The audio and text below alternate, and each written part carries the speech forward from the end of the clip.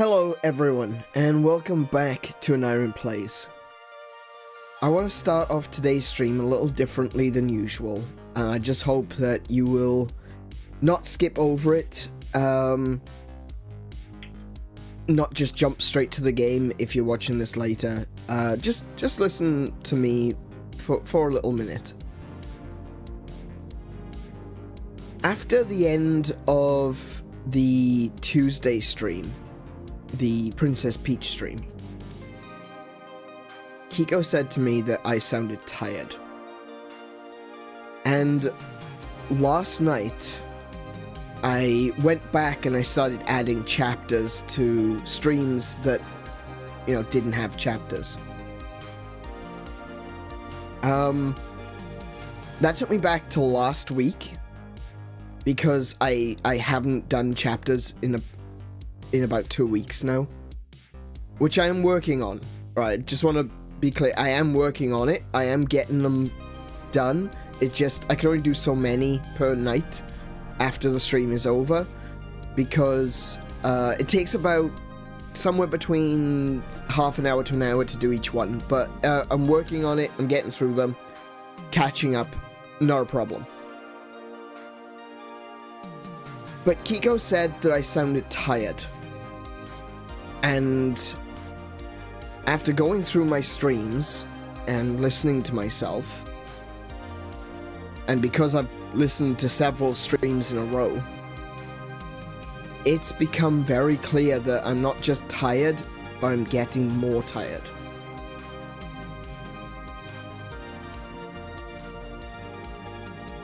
I sound tired now. Oh, no, now I'm not so much tired, I'm just kind of in a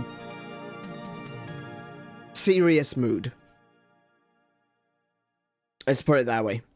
But don't worry, things will get a little bit more upbeat in just a moment. But I've been getting more and more tired.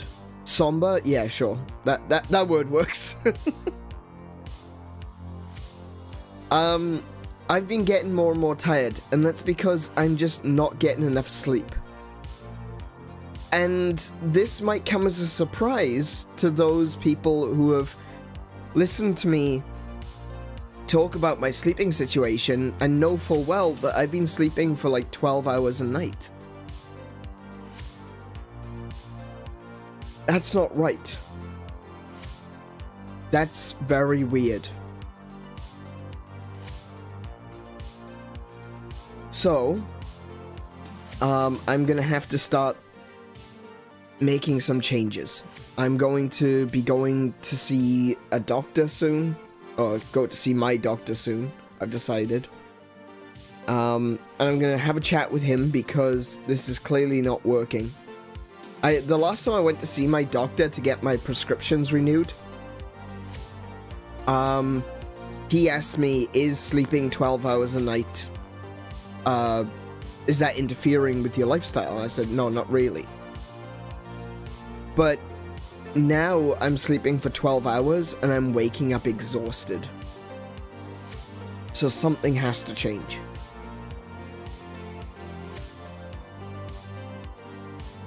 So I'm gonna go talk to my doctor about that at some point. I don't know exactly when that's going to be. I assume it's gonna be within the next couple of weeks, but I can't like say with any certainty when I'll do it. Cash is a little bit tight at the moment, but don't worry about that. I don't want you lot to worry about that. It's fine. It's just, yeah. And I'm also going to be, unfortunately, and I know Tim will probably get, probably be hit the worst with this one. I'm not going to be playing Minecraft as much as I have been. I don't play Minecraft all the time anyway, but I know that when I play Minecraft, I'm there for a very long time, and I play into the early hours of the morning, sometimes a lot longer than I should. Even though I live a practically nocturnal lifestyle, I still go too far. You know when you're playing Minecraft and then you notice it's 3 in the morning? I do the same thing, except for me, I go, oh damn, it's nearly 10 in the morning, right? Usually I should be sound asleep at that point, but I'm not. That only gives me like 5 or so hours before I have to wake up to come start streaming. So that's not me saying I'm gonna stop playing Minecraft. I will continue to play Minecraft, and of course I'm going to continue to show everyone that we do have a Minecraft server. Shameless plug. There we go. So if you want to join us on that, I definitely will welcome you to do so. But I'm not going to be able to play it as much as I would like, and I'm not going to be able to play it as much as I have been. So I think for me, Minecraft is going to become one of those games where I play on stream whenever I can, you know? It's going to be one of those wild card streams. So I may play on Saturdays or something like that. Not every Saturday, but occasionally on Saturday, I might play some Minecraft.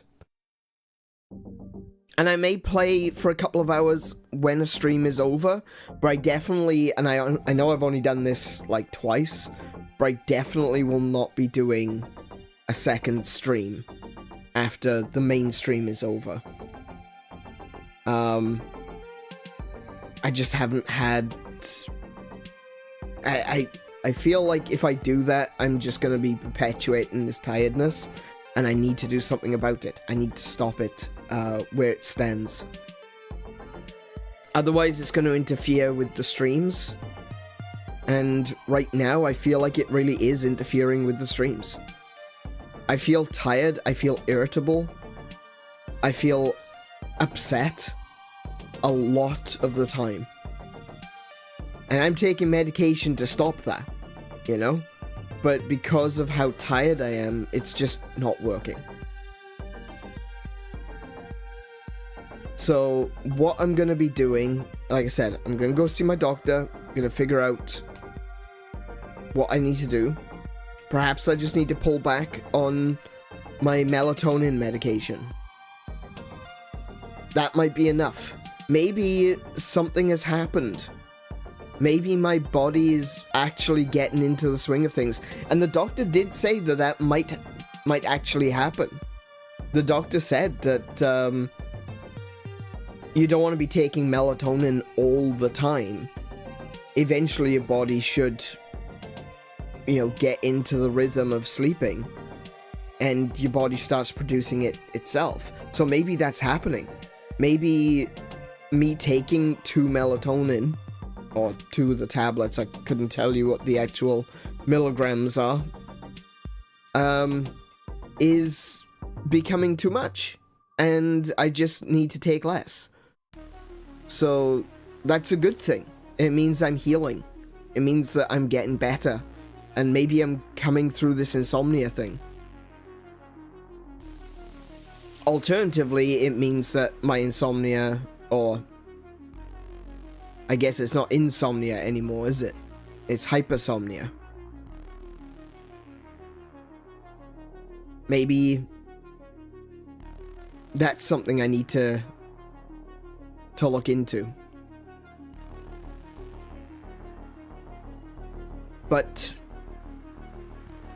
yeah, things will be changing, unfortunately. One of the other things that I may have to do, I'm gonna keep the schedule the way it is right now, but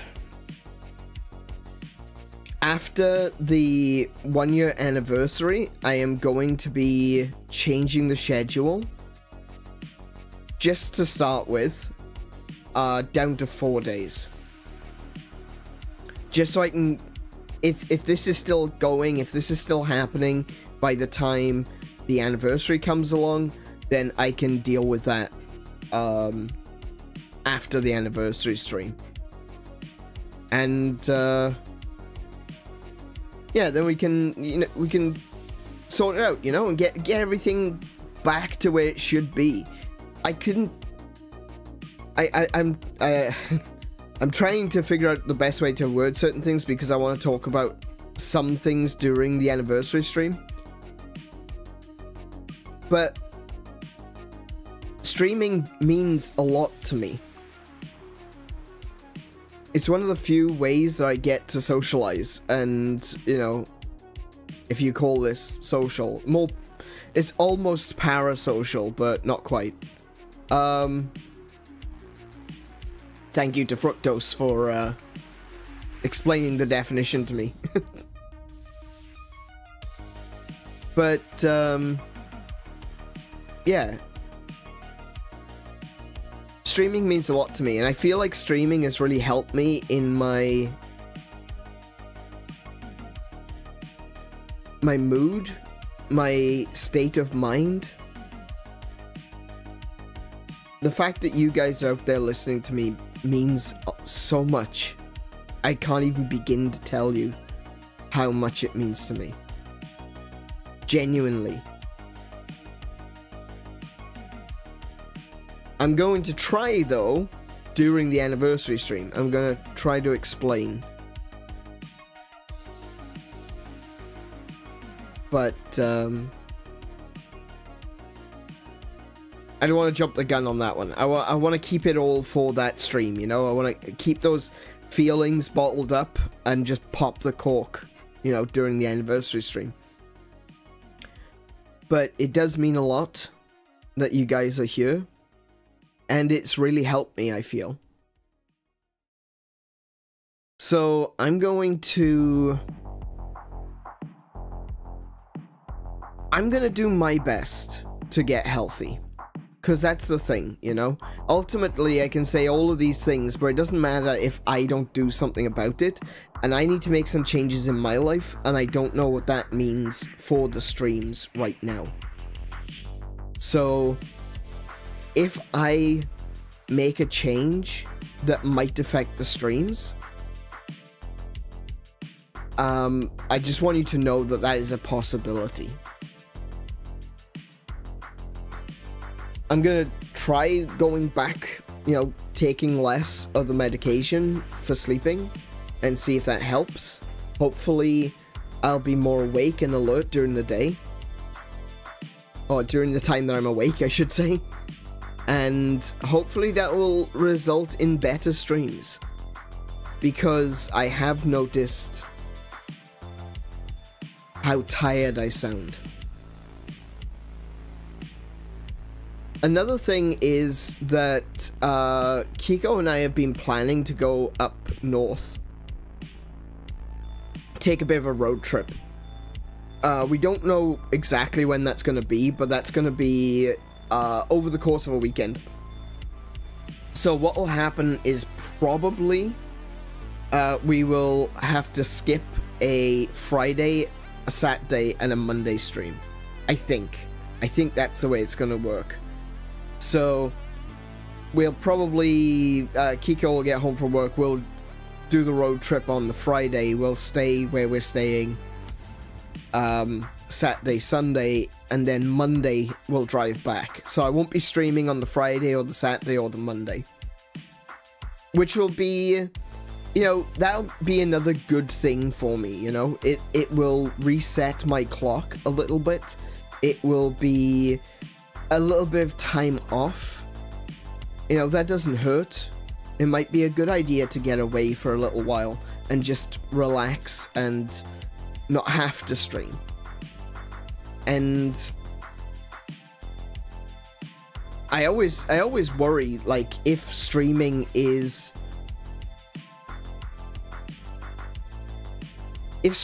so much to me, like, is taking time away going to help?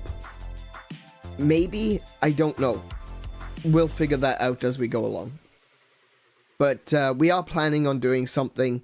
We'll let you know when it happens. We'll let you know ahead of time. It's not going to be like, okay, no stream tomorrow.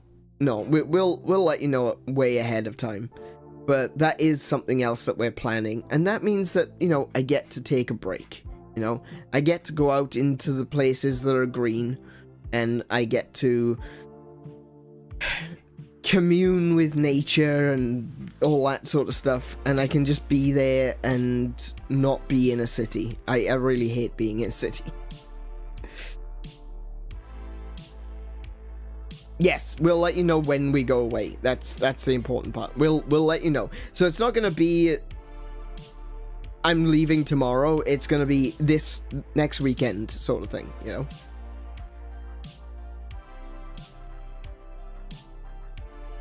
So yeah, that's the way things currently are. I just wanted to make sure that everyone is caught up and up to date. I don't want people to worry about me. Like, this isn't something that I think... Actually, no, I'm saying this because I don't want people to worry about me. If you've heard me and you've thought, wow, he sounds really exhausted. Well, I am. But don't worry about it. It'll be fine. I'll get through this. I'll keep going, as I always do. The only thing I can really do is say I'm sorry if I've been in a funny mood. I'm sorry if the streams haven't been as fun as usual. And I really appreciate it for everyone who has stuck around. You know, I should be thanking people instead of apologizing. So, thank you everyone for sticking around while things have been a little less fun, you know?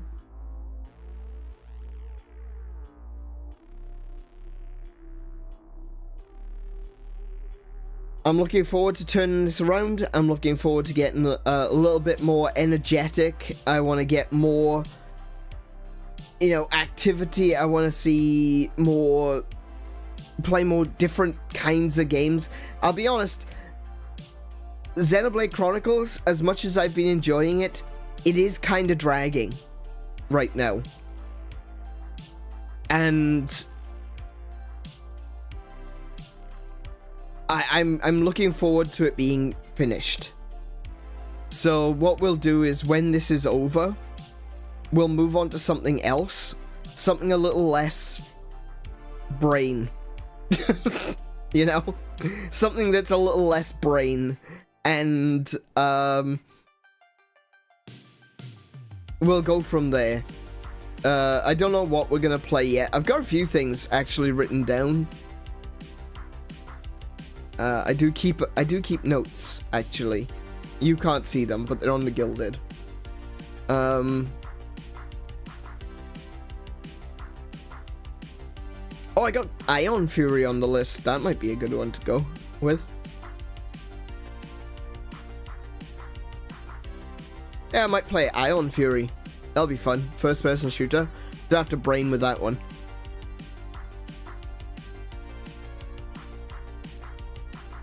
So, yeah, I'm as much as I have enjoyed Xenoblade Chronicles, and I do recommend Xenoblade Chronicles to anyone who enjoys JRPGs, anyone who, if you've liked what you've seen so far, except for the 𝗬𝘄𝗶𝘁𝗵 fight, I definitely recommend that you play this game. It is a good game. It's a little frustrating from time to time, but it's actually, I really enjoy it, and I strongly recommend it. It's become one of my favorite games. But just like any game, you can get burnt out on it. Even some of the best games out there, it's easy to get burnt out on. So I'm looking forward to this ending. I'm looking forward to moving on to something else. I'm looking forward to finishing Princess Peach, and then we can play Ion Fury. And there's plenty of other games as well that I can now play. So we'll look into playing something fun going forward. Something that doesn't require me to think too hard. Only have brain enough to find holes in pipes? Yeah, that's right. They'll be playing Mario. That's actually, speaking of Mario, specifically Mario Wonder. I've been meaning to go back to that and play some, you know, try to 100% it. So that's something else that we could do. We could probably do those on Saturdays, actually. I know this, tomorrow we're going to be doing Oh, excuse me. Tomorrow we're going to be doing 𝗦𝘄𝗶𝘁𝗰𝗵. Haven't played that since November. So I'm looking forward to playing that. But after that, I'm thinking that we could probably go back to Mario Wonder and go through doing all the things that we did in 100% already and finish the game, like properly finish the game. So it's something I've been wanting to do for a little while. So we'll do that. How about some Raft?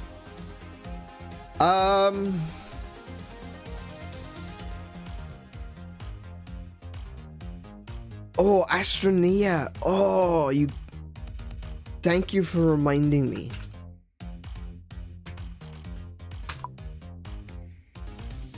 Okay, I've got Astroneer written on the list. I don't know about Raft. Like I've mentioned this before, I've got Raft on PC, but it's very touch and go whether or not I can get my PC to actually play something. Yeah, my PC gets ridiculously hot when I play Raft. It's one of the reasons I stopped playing it. So I don't know if I'll be able to stream and play Raft. I don't think I will. This'll probably explain how bad my PC is at the moment. I can't play a single player game of Minecraft. I can play the server because all of that is dealt with in the server. But if I try to do single player, my PC stutters like crazy. And it gets super hot. I am working towards getting a new PC. I'm hoping to get a new PC by the end of this year. Might have to set some cash aside for that one. We haven't really been able to save at the moment, but we're working on it.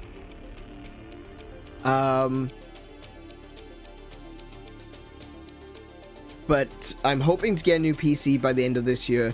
Something that's a little bit more up to date, something with a little bit more RAM, something with a better graphics card, maybe even 2 graphics cards, who knows. But my PC has not been the same since playing Cake Bash. I don't know what that game did to my PC, but my PC has not been the same since. It got really hot. It was running the graphics card, the processor, and the RAM all at 100%. It was ragging the hell out of my PC. Oh no, I've got a really good liquid cooling system. It's an AIO, but it's a liquid cooling system. It shouldn't be a problem. The problem is that everything was just absolutely ragged by Cake Bash, and I have no idea why. A little game like Cake Bash should not rag a PC. Like, my PC isn't the best. It's got a 1080 in it, right? So it's a decently old graphics card at this point, but it still is way above the minimum recommended for Cake Bash. But it was ragged to hell. I'm getting graphical glitches on my screens. And at first I thought it was the screen itself, like the monitors were busted, but it's not, because it only happens on my PC screen. So I've got the Switch on my left monitor right now. I never get a graphical glitch, but I do on my right screen, and actually one just happened. Which is connected to my PC. So yeah. I think Cake Bash killed my graphics card. Or left it mortally wounded at very least. Yeah, that's right. The first quarter is usually really expensive because there's a lot of bills over summer, and over summer we've got the aircon on constantly because it's so hot. So the electricity bill is usually really high. So once we've sorted all that stuff out, from now on, it shouldn't be as big of a deal. Sorry, let me just reseat myself here a second. There we go. But, there's a few things that are happening. I don't really want to talk about them just now.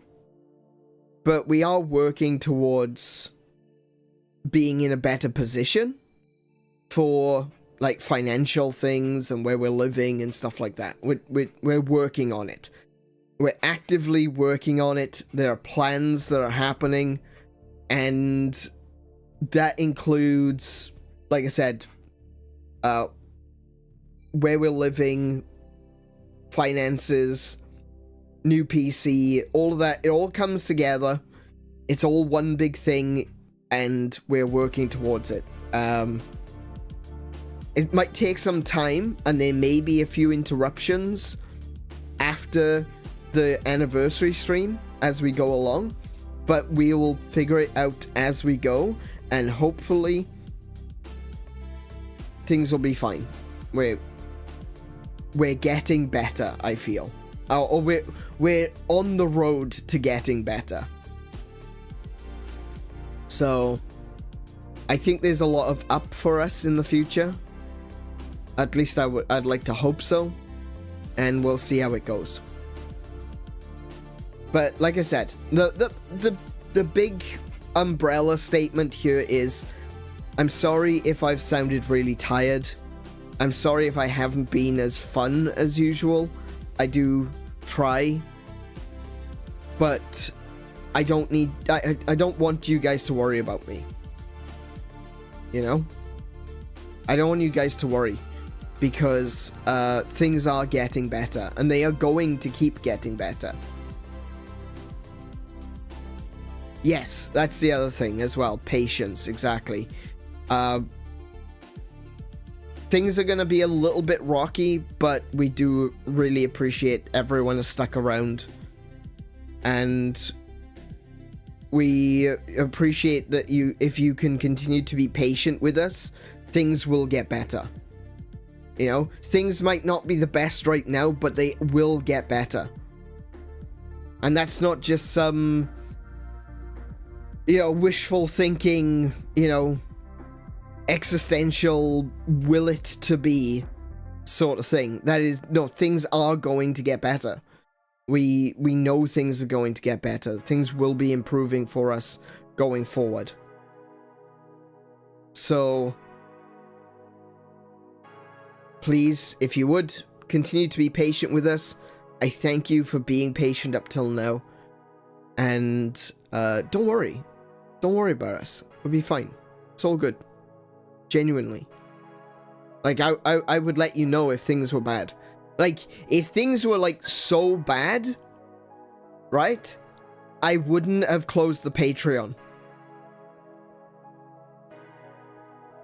That's something which I did. I know I mentioned it recently, but I closed the Patreon.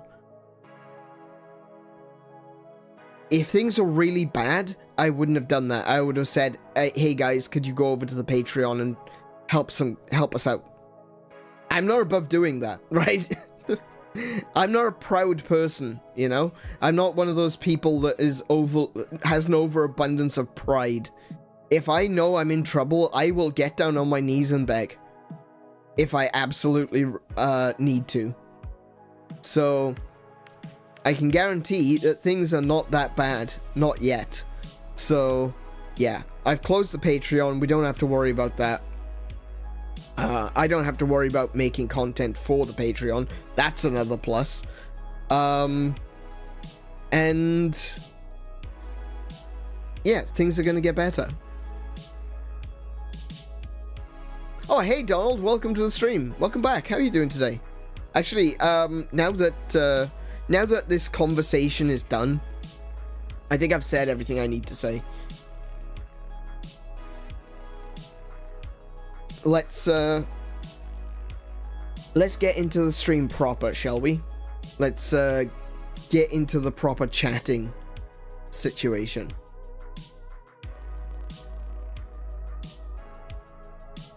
There we go. Say hello, chat. How are you guys doing today? I'm sorry about, well, I'm semi-sorry about the intro. I do think it's important, but yeah. I do think it's important, but let's get into this. Let's have some fun. Let's try and turn all that around. Let's not dwell on everything that we've just talked about. That's been talked about. That is done. It is over. I thank you to everyone who has stuck around for the chatting, that serious chatting stuff, and a big thank you to everyone out there who is watching the VOD right now, who has sat through and listened to me talking about that stuff, because it is important, and it is important to know if things are changing, if things are going to be a little bit up in the air. But now we're going to get into the chat. I'm going to say hello, chat. How are you guys? Today we're going to be playing Xenoblade Chronicles Future Connected, and this will be the final stream. This is the finale, I believe. I can't imagine that we're going to take... You know, I genuinely can't imagine that it's going to be another stream after this. We do have to do a little bit of leveling before we get into some of the fights, because I want to do that dragon first. I want to fight that dragon. I want to figure out the story with the Nopons and the Nopon Archsage. So we're going to have to do a little bit of leveling. We might do some side quests. We might just fight strong enemies. And then we're going to go in and fight that dragon. And then after that, we're going to go and finish the Fog King. I imagine we'll get all of that done today. So, welcome everyone. I guess we just get on into the game, I suppose. Oh yeah, actually, before we do, tomorrow, like I said, tomorrow I'll be streaming 𝗦𝘄𝗶𝘁𝗰𝗵. And the 1-year anniversary for this channel is going to be on May 4th. So, if you want to be there, if you want to be there for the big celebration, I say big celebration, we're going to be playing Mario Kart. It's what we do, you know? It's what we do, we play Mario Kart, right? So if you want to be there for Mario Kart, May 4th, we're going to play some Mario Kart. We might play something like Jackbox as well. We're going to talk about the year that's passed. We're going to talk about the year to come. Things that we've done, things that we haven't done, things that we wanted to do. And we'll see how things go from there. Make sure that you're not working on it. Thank you, Tim. Always appreciate it. Like, Tim has been here from the beginning. I need to point it out. I don't want to single him out and be like, oh, look at Tim. Everyone, look at Tim. Tim's been here from the start. He was one of the first people to follow me on this channel. Not including people I already knew, you know? So, like, we've got a lot of members on the Gilded, and quite a few of those followed me on YouTube pretty much straight away. So, like, 10A followed, Pat followed, K followed. Loads of people followed immediately as soon as I said we're going over to YouTube. So we did get a lot of followers from people I already knew. But of people I didn't know, Tim was one of the first. and Tim is still here. Tim comes to nearly every stream. And even if he can't be here for every stream, he'll still turn up and be like, hey, how you going? I just got out of work. And that means so much to me. It really does. I know a lot of people don't do that because... And I understand the mindset behind it is like, you don't want to be just turning up and saying, hi, and then leaving. I get that. I understand that. But actually, I don't mind if people do that. I don't mind if people turn up and say hi and then leave. That's fine.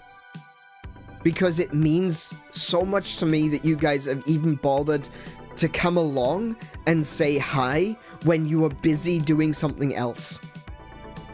I don't think people realize how important that is. When you're busy doing something else and the thing that comes into your mind is, oh, Anna is streaming, I better go say hi. Wow. That means more than I can express. I don't think there are words to describe how much that means to me. It's genuinely mind-blowing. And we're going to talk about all this again on May 4th, right? It's all coming up in May 4th. I'm going to be gushing. I am probably going to cry. Right? If Godzilla can make me cry, then this will. Right?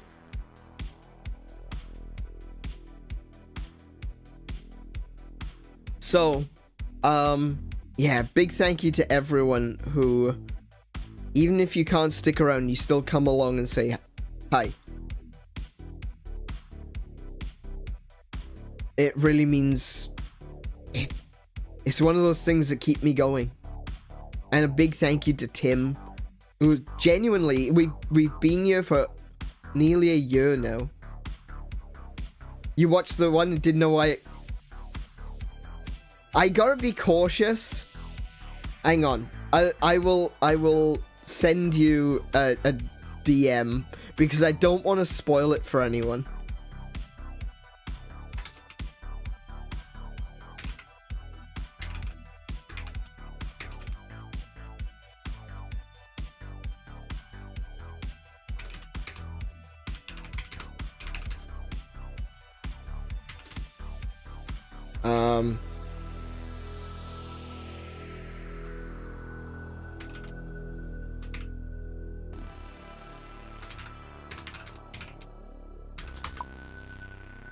There you go.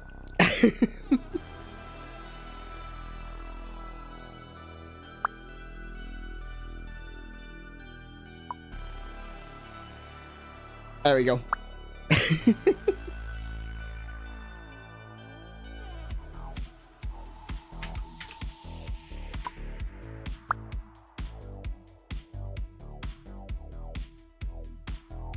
Anyway. Yeah, oh, thank you, Donald. I'm glad that you're enjoying the videos.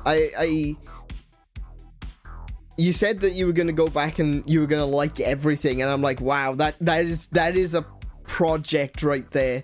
Even I haven't gone back and liked my own videos. I really do appreciate it, though. Thank you so much for checking us out, and thank you for sticking around. I'm glad that you like it here, and I hope that I can continue to provide streams and more going forward. We're going to be doing more. We're not just going to be doing streams in the future. We are going to be putting out videos and shorts and things. We're going to be doing more of that in the future. So, I've been wanting to do it this year, but it's been such a struggle. Like I've just mentioned with the sleeping and everything.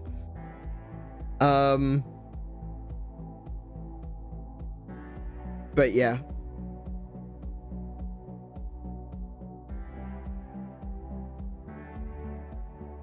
big thank you to everyone for sticking around.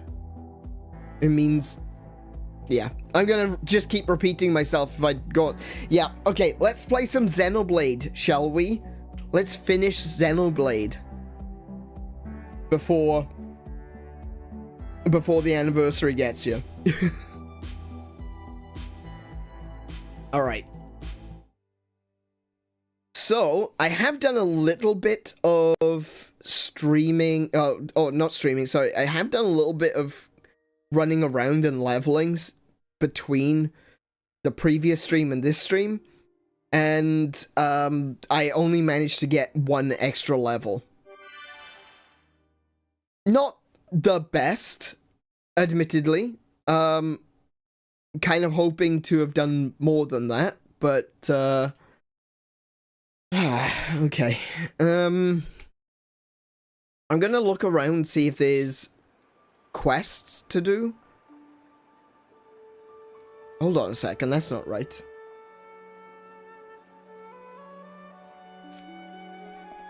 Hang on, that's not right.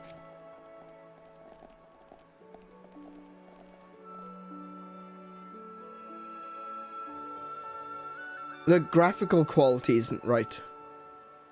Hold on a second.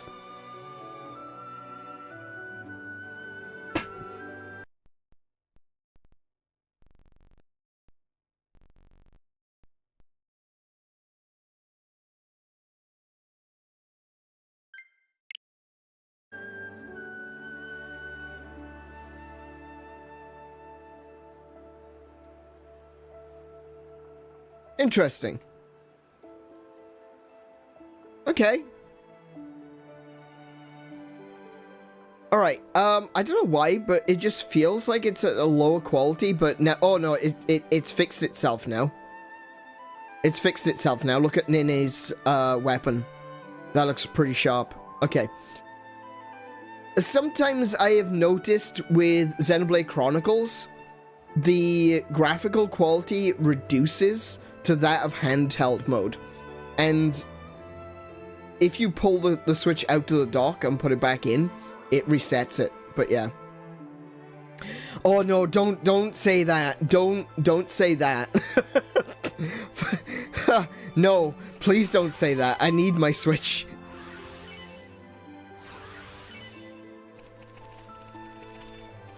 But no, I think this is looking fine. This is looking fine. There's a big boy up there, look. I want to fight him. What level is he? These are level 60. I don't really care about level 60.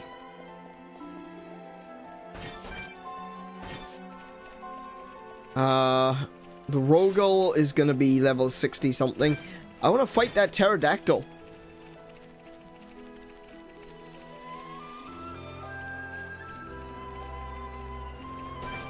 It's moving way faster than me.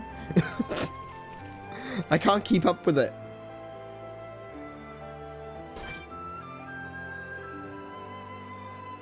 Okay, where's it going?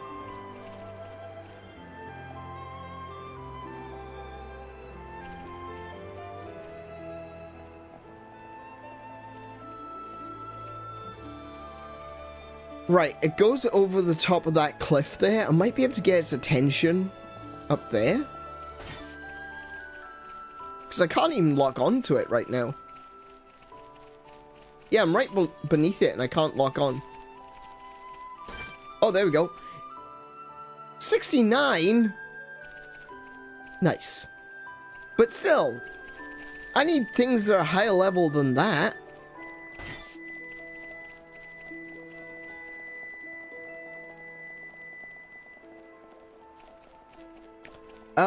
I'm gonna have to do some quests. I think that's gonna be the only way to get XP is to do the quests. Because most of the enemies are so low right now, compared to myself, that I'm not gonna get a lot of XP from them, and I'm gonna be grinding for the entire stream. And I really don't want to waste everyone's time by doing that. Eat it!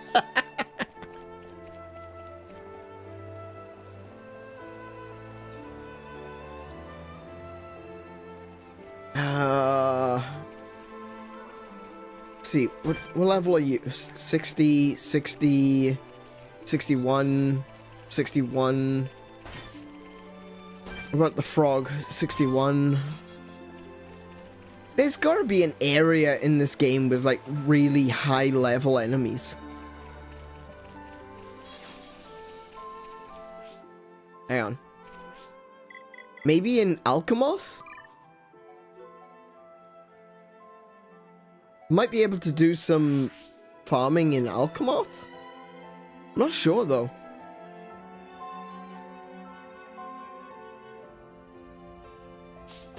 What's that? 68. Yeah, even in here they're not that strong. Oh, hello. Oh, 74. We got one. Come here, you. Come here. Oi!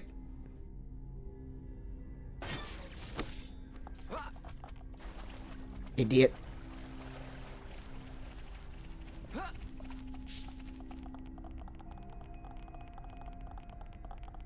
Could you... Sir? I would like to fight. Why do the big ones always fly away? Oi!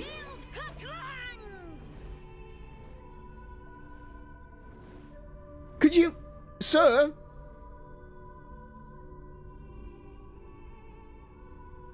Alright, I'm gonna get run in front of him.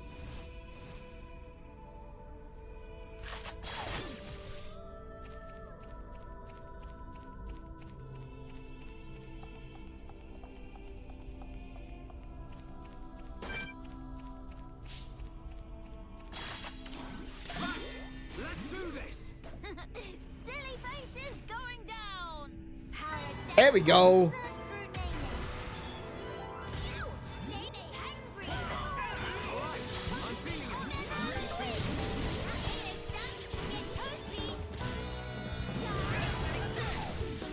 It's not going to take too long, but 74 is at very least better than 69 when it comes to getting XP.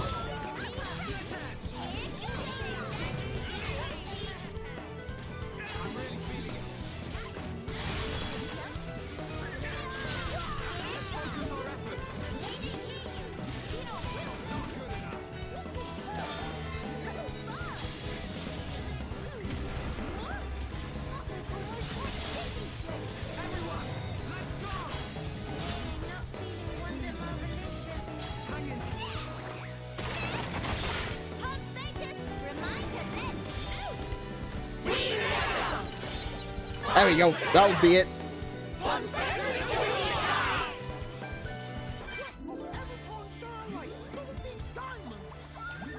And mop up the rest.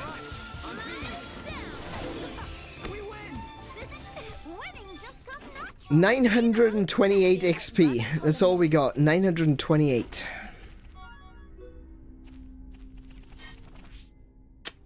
Righto.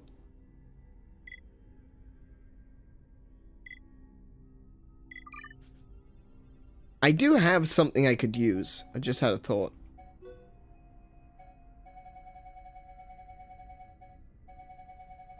I do have an XP up 3.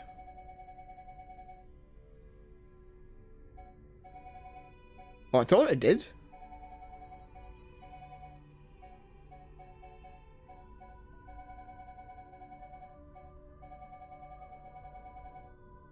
Do I not? I thought I did.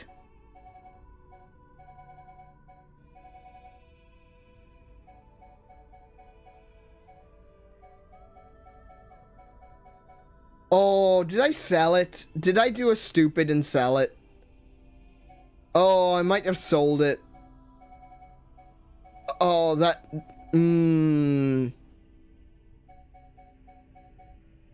I think I may have sold it. Damn. That was stupid. That was really stupid of me.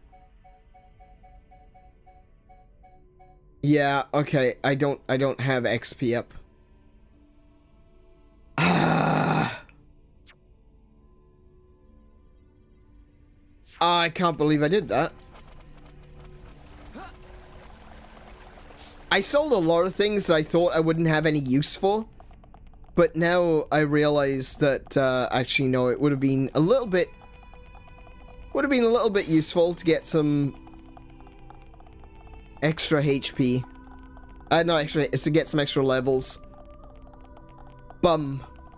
That's all I'll say to that. Bum. Oh well. I guess we do it the old-fashioned way and just grind it out. There's another. I don't want to deal with the nebula. Where is he? There you are. Everyone, let's go. Hi, fight me. Come down here and say that.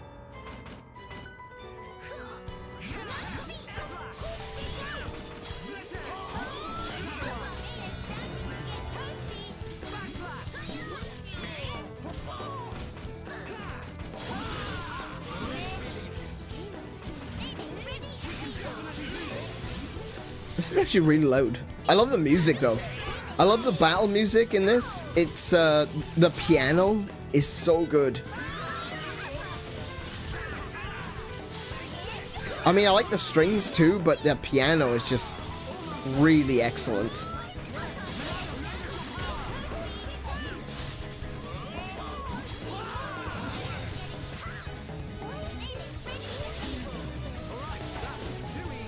Yeah, that was a bit easy. 12,000, that one.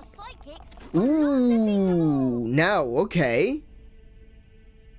12,000 for that one. That'll be the one to... Oh, in that case, the other one must have been 9,000, not 900. Where are we at?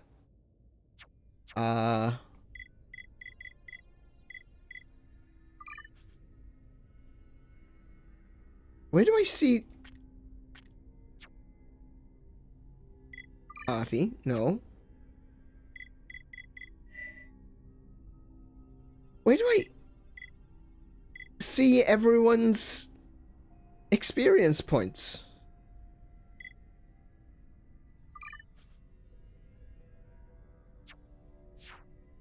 Oh.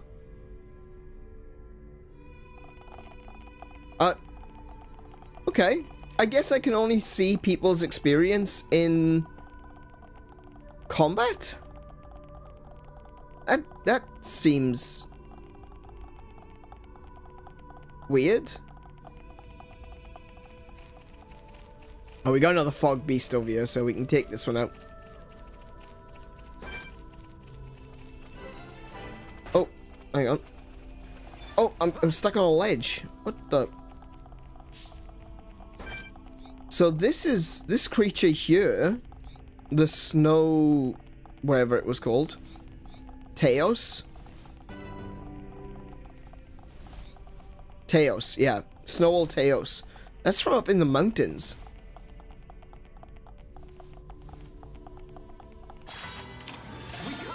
Nice.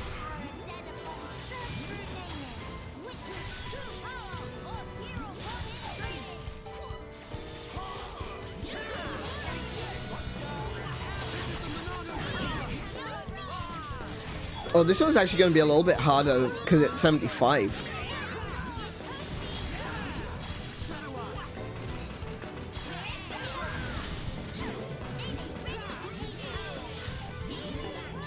Wait, don't run away from me.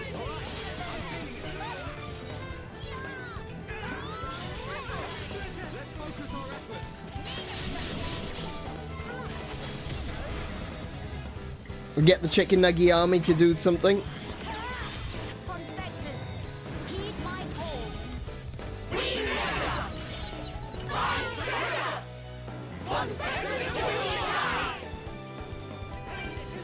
Nice. That'll be in for the Snow Teos. Oh, whoa, a liar appeared. Okay.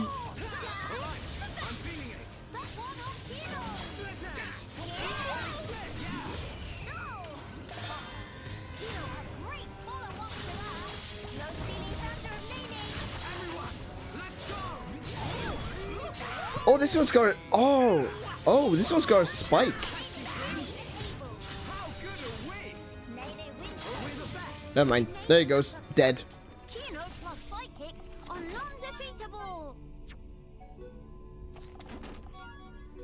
Okay.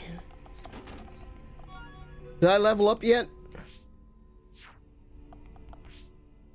Nope. All right. What we'll do is we'll do a remap. Remap over here. That should respawn the enemies. Yep. Okay, cool. Oh, I missed. Ah, well.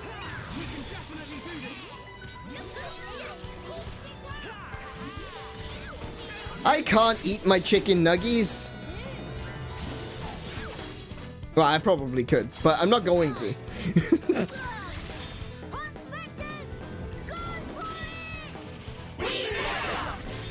Oh wow, that one sucked.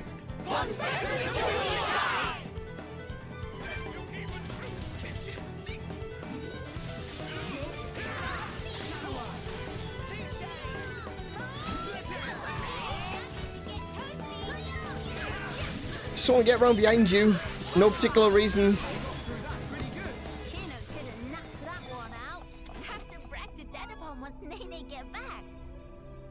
The hang on, snug hug blocker. Hold on. Oh no, tender heart. The one I'm looking for is a new tender heart blocker with more slots, if that's possible. I don't know if this is unique or whether it's or if there are other drops, but I would really like to get the... Oh, hold on.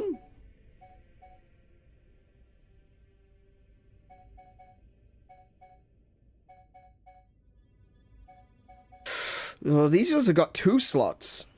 Oh, it's not worth it though. The auto attack minimum is less.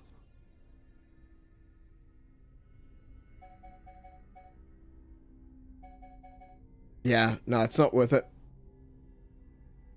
If I can get another tender heart blocker with 3 slots, that would be great. That's basically what I'm going for. As well as getting to level 78. I only want to go up 1 more level, but it's going to take a little while. 75? Oh, you'll do.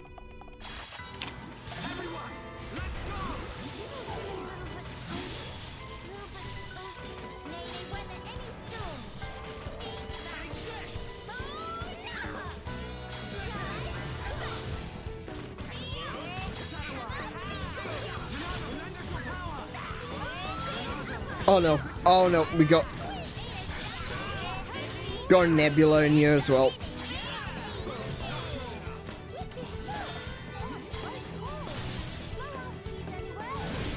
They're not necessarily very strong, but they're just annoying. And they do a lot of ether damage.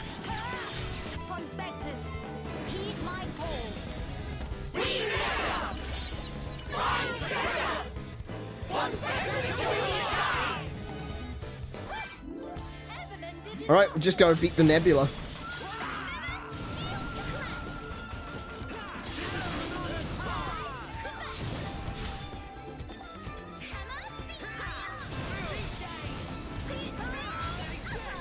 There we go. So close! So close! The EXP bar is right at the end.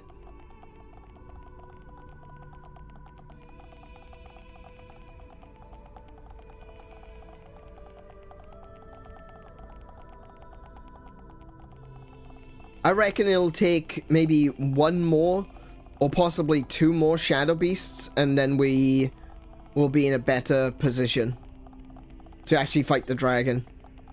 The only reason that I'm like grinding up levels is because the dragon is level 80. And Xenoblade Chronicles actually makes levels mean something. Oh, missed. Damn it. Like, if an enemy is a couple of levels higher than you, then you're going to be in trouble.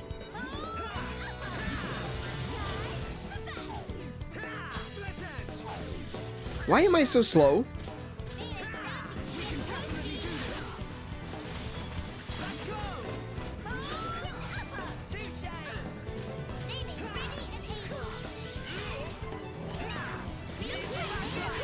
There we go.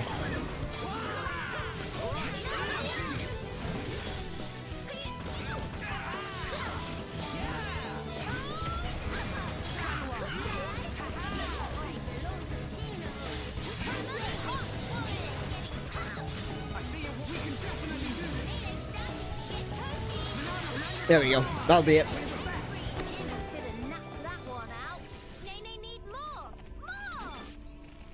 Yeah, definitely. The dragon is, like, ridiculously high. I can't imagine that you'd ever need to reach level 80 throughout the course of the game. I don't think the Fog King is even level 80.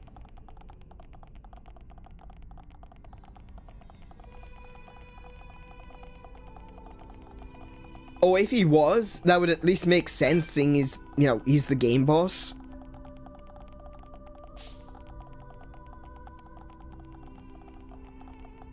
Hey, where are you going? I thought you were going to come this way. Damn it.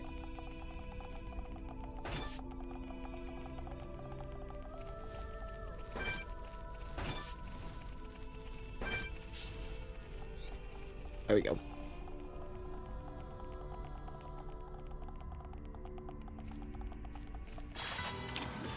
Oh, wait. I'm always too early on that, because it moves so slow.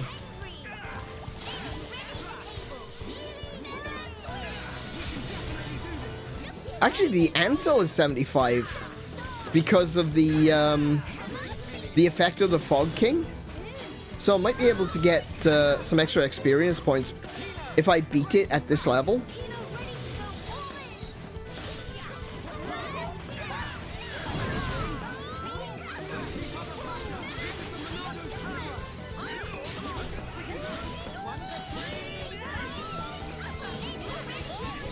Okay, one dead Ansel.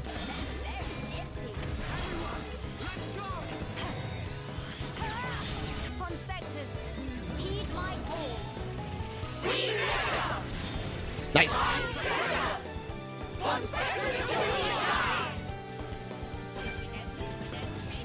Boom, look at all that damage.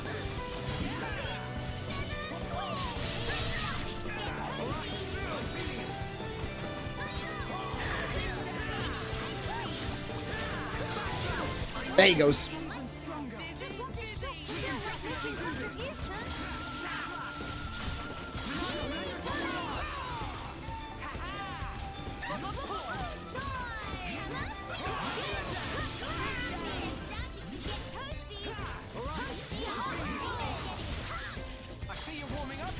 There we go. Easy. Could have knocked that one out. All right.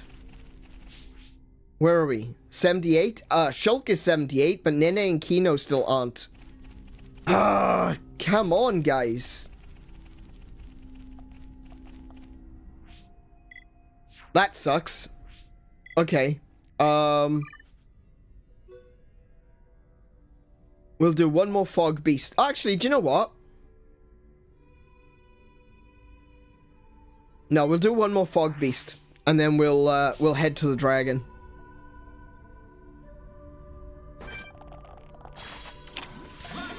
Let's do this.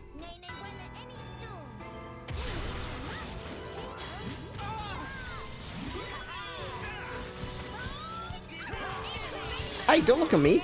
Look at someone else.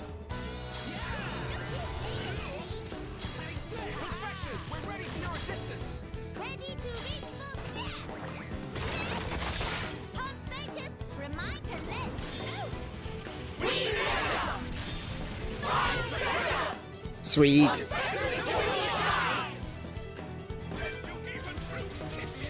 Oh, get wrecked. Get wrecked.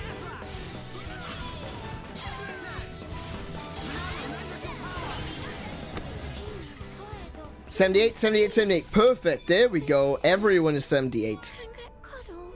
Meh meh. But Nene tied too. Kino, you give cuddle first. Why don't I cuddle with you both? Meh. Much more better. Oh my goodness, those two are so adorable. Nene and Kino are...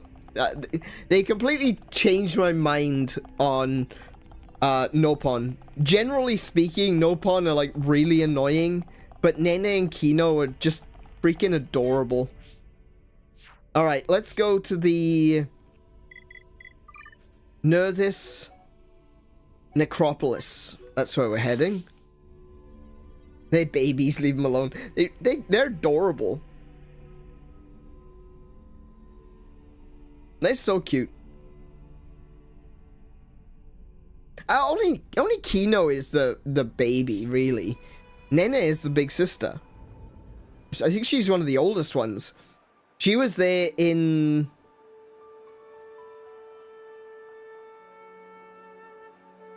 I think she's one... I'm pretty sure she's one of the oldest siblings. Except for the ones that have already left. Because they went and did their own adventures.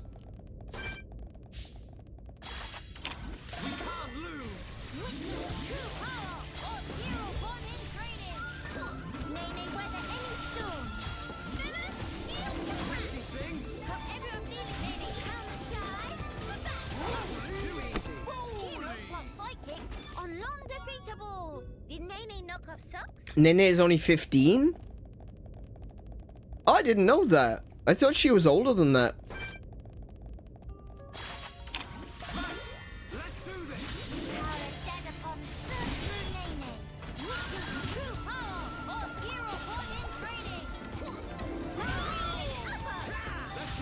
Tatsu was your first exposure to Nopon. He is the weirdest of the Nopon, I think.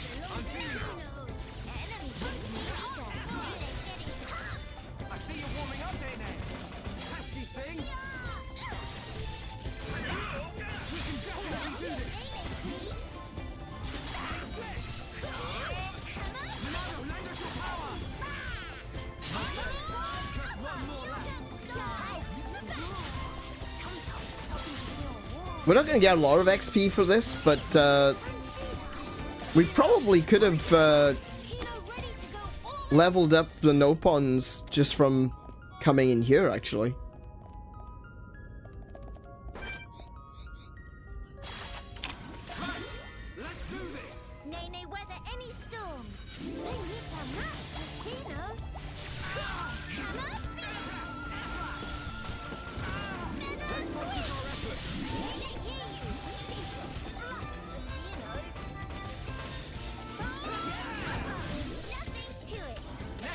There we go.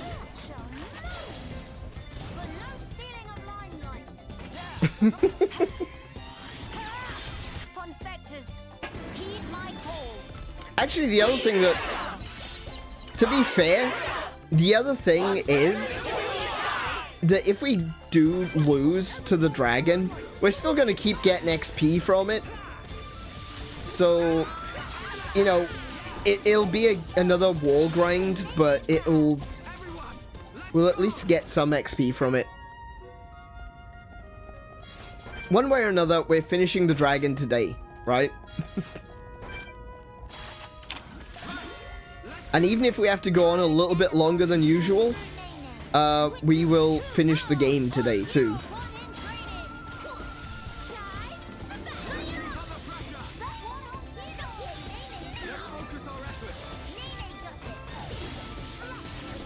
Oh, there he goes.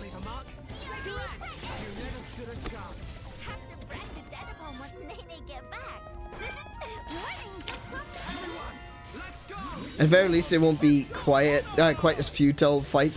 Yeah, I know. Sometimes there's some fights in this game which are like really bad. Obviously, the dragon is meant to be hard, so I get that. I appreciate that. I understand when a boss is meant to be hard. It's a little bit more annoying when regular enemies are just level grinds for no reason.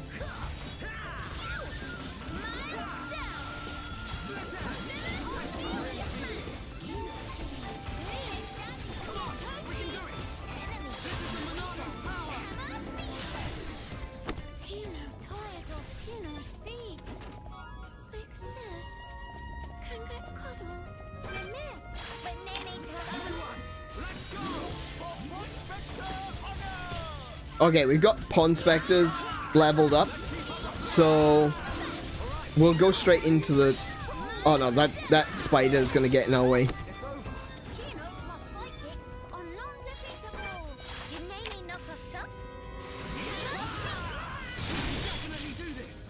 I'm going to keep that that no-pon attack for the dragon.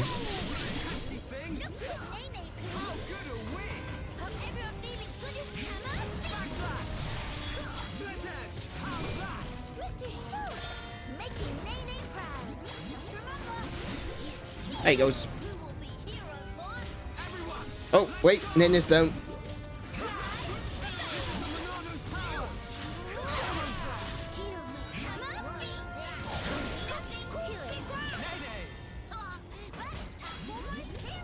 And that's the last of the spiders? That's the last of the spiders. Good. No more spiders. I've had enough of spiders. I am not a fan. And... Oh, no, he's just sitting there waiting for us. Okay. Okay, so we won't get the cutscene. Again.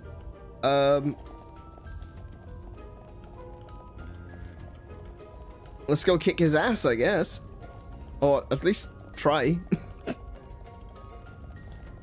What is your obsession with eating things?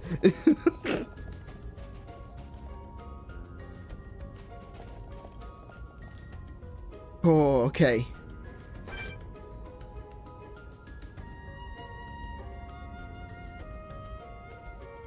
Okay, I guess it's time to figure out what the hell's going on in here.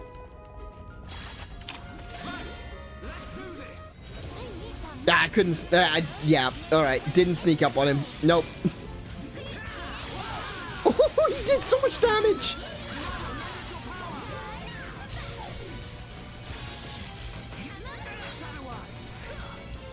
No, no, you can't see me. I'm stealthing.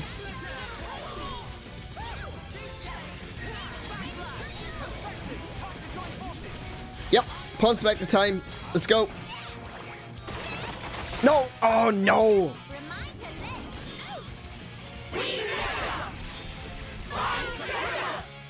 Need more bonus damage than that. Oh, that wasn't bad, though. Actually, that wasn't too bad. Oh, oh, thank you. I'm not gonna get... Wait, it resisted... Oh, now, hold on a second. That's a problem.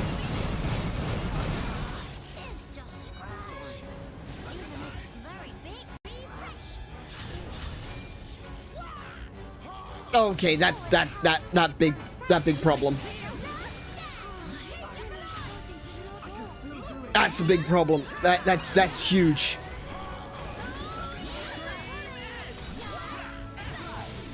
I need to try and get its attention. I need it to not look at the... at Keynote.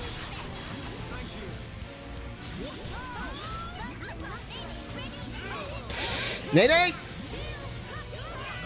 Oh, no, no, no, don't look at... Damn it. I walked straight into that.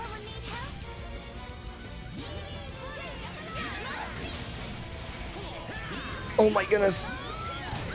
Oh, crap. That does so much damage.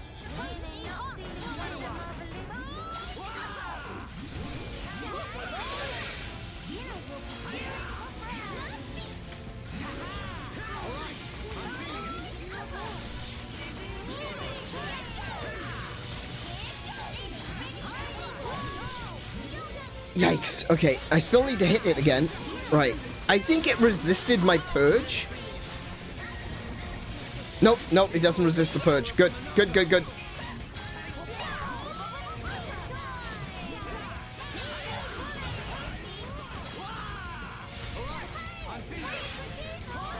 Up.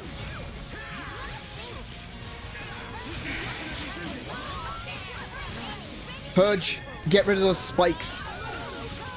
Oh, it does. Okay. Criminy! That does so much damage. Can someone come and heal me? Oh no, no, no, no, no. Oh, there goes Kino.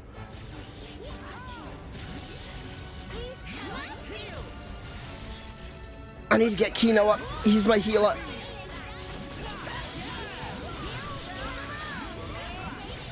Okay, we good, we good, we good, we good, we good. Purge. There goes the spikes. I'm really feeling it. That's it, we did it. Nice. Oh my goodness. That was way too close, way too many times. Good grief. 1-1 gonna feel that one in the morning. Meh? Chief, please open chest already. If not, make it quick. Might spell more monster trouble with capital M. Yes, that makes sense. Oh. It open. Golden shrooms are good as got. Pond Spectre Guild is saved. There's no gold shrooms in there. Wait. Were mushrooms inside box whole time? Oh. I don't like that. Oh.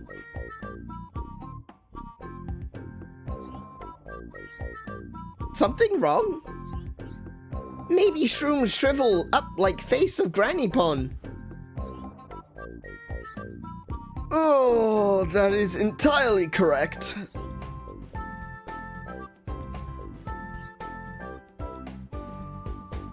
Dry. The no pun named Dry is asking why they're so dry. Lol. Why they so dry? Even fungus contain moisture, dummy. When left for long time, of course they dry out. And with this level of dry, there's no way to undry, even if soak in water. Oh, 1-1's about to get fired. What? No. This impossible. Golden shrooms of 1-1's dreams. What Chief wanted to do with mushrooms after get anyway? It's not normal to be such grumpy trousers. Memos say that golden shroom have flavor profile unlike any foodstuff that anyone ever eat. Unparalleled delicious. If could cultivate golden shrooms, we found then could start selling and never hurt for monies again. But with mushrooms so dry, plan is ruin. What Chief need money for anyway? To pay you all. Meh. Well, here's the thing. Right now, Archaeology Center is on verge of go bankrupt. When 1-1 become chief, all chief tell all about financial situation. Long story short, it bad. Deep bad, dire bad. To reduce running costs, 1-1 reduced pond specting hours and changed tack to focus on fundraise. When decide on new slogan, also want to choose one that inspire pond specters to have pride and raise morale.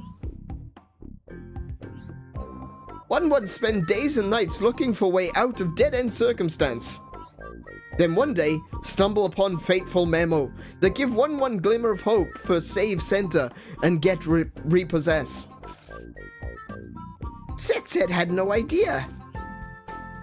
This one thing 1-1 cannot forget to say, rather, could not bring to say and make co-workers feel unease. Chief, we pond specters, not just subordinates. We colleagues, friends, if had said everyone put noggins together to work. Tend to. We not let you give up so easily. Meme? Chief did not search chest thorough like. Bifo rummaged properly, corners and all.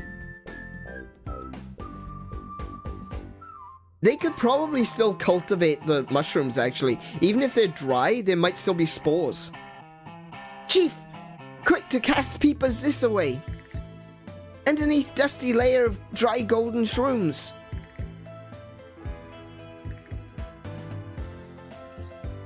Meh?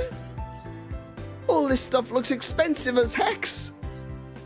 The more chunky loot than ever Nopon merchant can carry. If sell all this, we'll definitely make bank. Tend to have to agree, if we convert loot into monetary assets. Archaeology Center is saved. Wicked!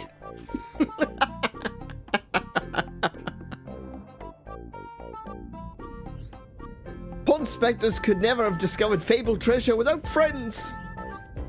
Golden shrooms all dry and gnarly, but other stuff here have economic value. Future of Archaeology Center look bright. One also find this in treasure chest. As promised, we'll give to friends. In truthness, is hardly enough to repay all favors that friends do for one and other pond specters. Okay, but what is it? To sweeten the deal, pond specters will hang around friends until friends ready to go home. How sound? What? Okay, let me translate that one for you. We are stuck on the shoulder and we need your plane or your vessel to get off. It's not we'll stick around until you go home. It's we're stuck here. Will you take us home? Favor for favor is glorious new favor. Sharing economy. We now partners, yes? And as partners can work miracles. Yes, okay. Quest completed. The Nerthus Crown.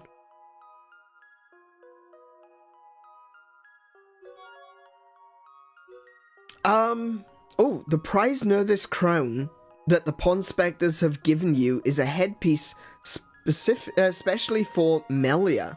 Wear it in battle and you're sure to feel Pond Spectre spirit surging through you. Hey! I'm getting that screenshot. Nice! Okay. What's that say? Wow, this looks really dry. Oh! A dried golden shroom. Okay. Can I open this? No. So, they're just gonna leave us on the hook then? They're not gonna tell us about the temple? Oh my goodness, that is... Thank you. There we go. That is such a tease. I was hoping that I'd get some info on the temple. They haven't explained a damn thing. How is this here?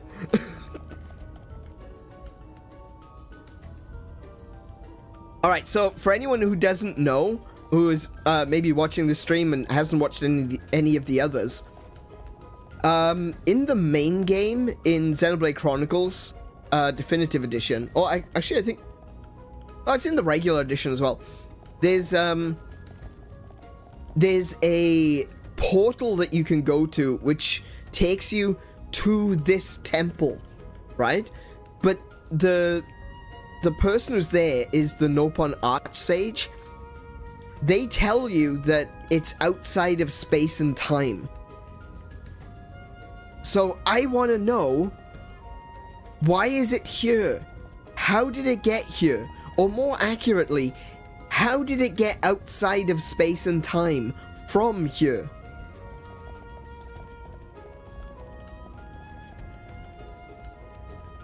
It's... they just gonna drop this on us and been like, we're not gonna tell you.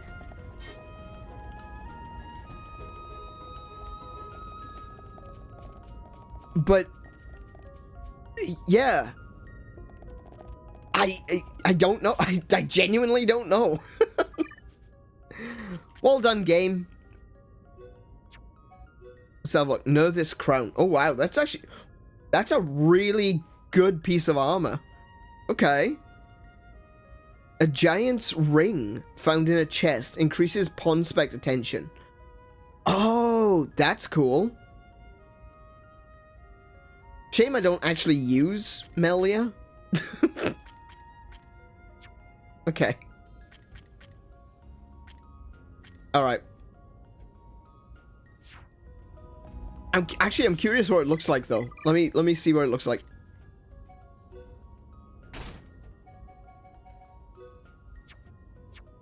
Oh, no, wrong button. Damn it. Damn it.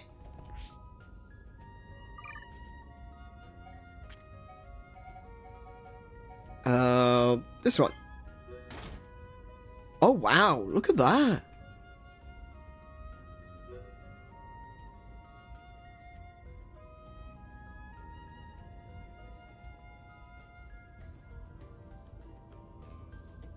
It looks like it's made out of, like, opals and ice. That's gorgeous.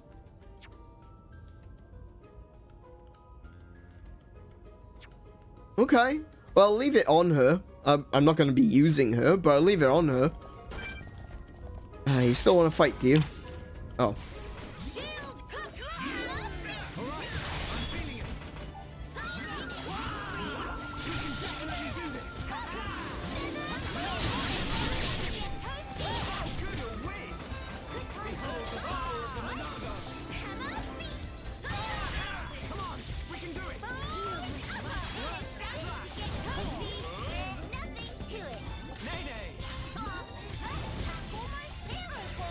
Okay.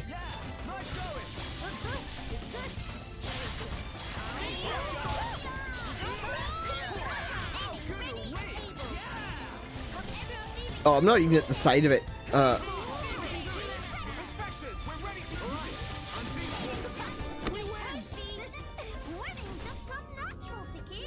It's so hard to see the little spiders. Like, admittedly, they're not that big of a deal because, I mean, they're really weak. But it's so hard to see which way they're facing when you're in a fight with them. Oh, that's a boss. Huh.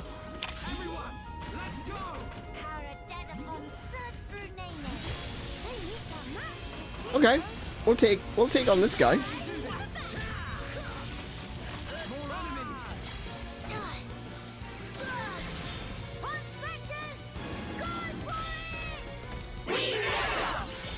Nice.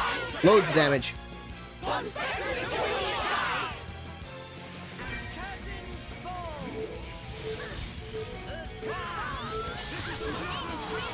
Let's see if I can hit all of them. Yes.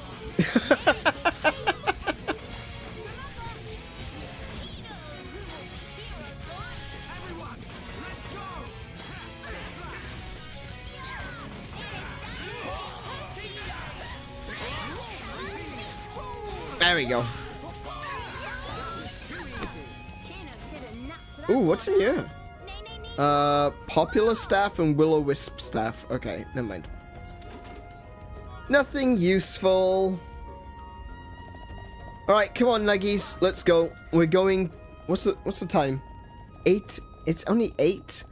Oh my goodness, we finished that dragon so quickly.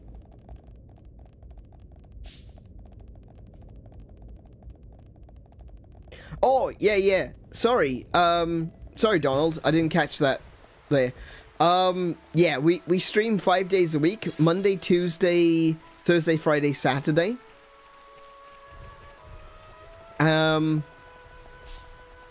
that's also Australian time. So, I don't know where you are in the world. But that might be... Sunday, Monday. If you're in the US, it might be Sunday, Monday, Wednesday, Thursday, Friday.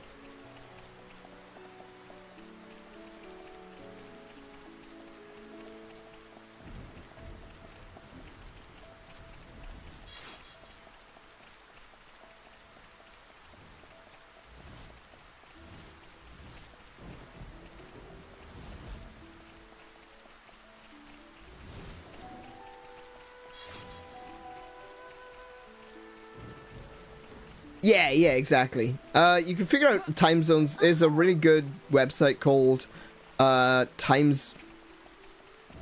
Hold on.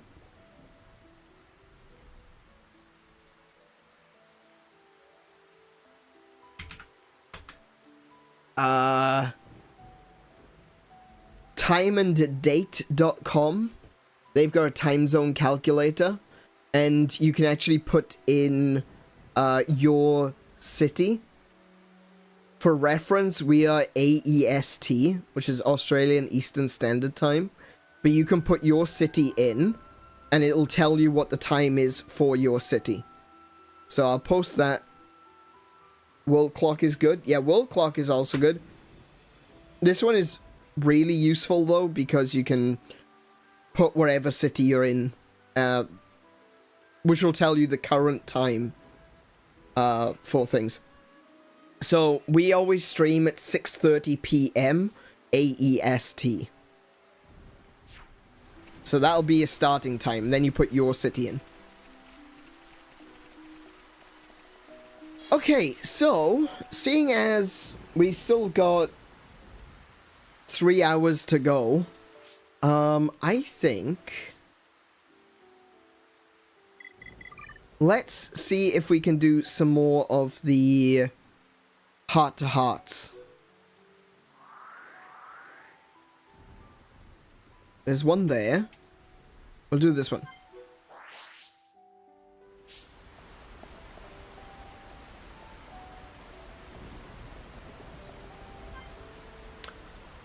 Melia and 𝗬𝗁. Okay.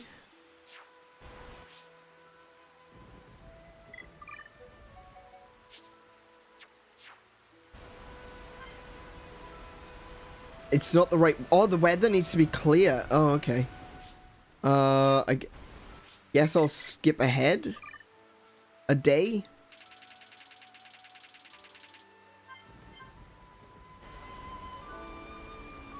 There we go. Oh, you're in Australia as well? Okay. Oh, so you're in the same time zone as us. What is it, 𝗬𝗁? Has something happened? Miss Melia. Why the sighing? It's unlike the bright, bubbly 𝗬𝗁 I know. What? 𝗬𝗁 not allowed to be moody? It's sensitive, especially at the age of now. I see. And I hope you'll forgive me. So something worrying you? Anything you care to discuss with me? Doubt it can help. But maybe Miss Melia have some advice. Oh, very well. In that case, I'm all ears. 𝗬𝗁 follow Miss Melia and Shulk calls 𝗬𝗁 to come with. Yes, quite. But at start, 𝗬𝗁 never think 𝗬𝗁 come to such very far away place. Oh. That why, when 𝗬𝗁 leave, 𝗬𝗁 not say bye-bye to Mama Pond. Oh no. If 𝗬𝗁 come back now, there's sure to be heck to pay. Oh. Mama Pond angry, wants to look like 𝗬𝗁. Just thought of remember makes move go plunge. Did Oka really have such force of character? But don't fret. It's only because she worries about you. That intensity is nothing but a sign that you are loved dearly, 𝗬𝗁. Miss Melia sure? Yes. I'd say she only scolds you because she cares. Mama Pond get angry because love. 𝗬𝗁 not really understand. Look at it this way. 𝗬𝗁, you are her beloved son. If you were hurt, Oka would be sad, would she not? Therefore, when she scolds you, it's to try and ensure that you don't put yourself in harm's way. So, do not think it cruelty. Hey Mary, welcome to the stream. 𝗬𝗁 no. Everything resolved if Miss Melia just tells Mama Pond to tone down harsh when angry at 𝗬𝗁. If do that, even Mama Pond may become a bit gentle enough on. No, that I cannot do. Mama, why no? You really need me to explain. Isn't it the mark of a hero pond to take responsibility for their own actions? Indeed. At least I believe Ricky did, to an extent. Don't put that much praise on You Ricky. should have asked Ricky and Oka's permission to begin with. Don't you think that's what a hero pawn ought to do? You'll find as you go through life, similar situations may reoccur. If they do, and if you act the way you did this time, nobody will acknowledge you as a true hero pawn. Miss Mellie's so strong. Admit defeat. Sneaking onto boat was naughty. It was naughty behavior, Kino. Kino, That's once you fine. realize you have done wrong, you must reflect on it and rectify it as soon as you can. If you let the chance slip you by, you may not get another. Kino got it, Miss Mellie. From now, Kino promised to never follow friends or sneaky skulky again. We'll follow friends proudly. That's not quite the point, no. I didn't explain properly after all. What you did wrong was to cause Oka undue concern. So you'll have to accept your punishment, put time into self-reflection, and next time, simply do better. Yep. That is the behavior that will let you grow on your path as a mighty hero. Understood? Kino promise. I wonder if he really understood. It's hard to say, really, isn't it? One thing our mom taught me and my sis is, when we were kids, was that sometimes when adults get angry, it's because they're actually scared. Yeah, true. So when someone got angry at us when we did something stupid, they were actually scared that we could have gotten hurt. Yeah, a lot of that is related to the very simple and easy to explain concept of fight or flight. At the end of the day, when we are scared, we get an adrenaline rush and you're put into fight or flight. And usually the outcome to that is getting angry.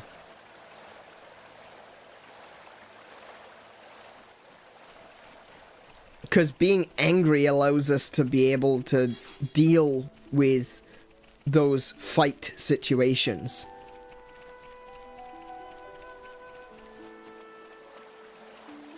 But, you know, it's just a natural thing, you know? Anger exists. It's not necessarily something to always be ashamed of, you know? It's a natural emotion. It's knowing when to curb the anger. That's the important part. It's something which I've actually mentioned this a few times in the past, is something which I've called toxic positivity.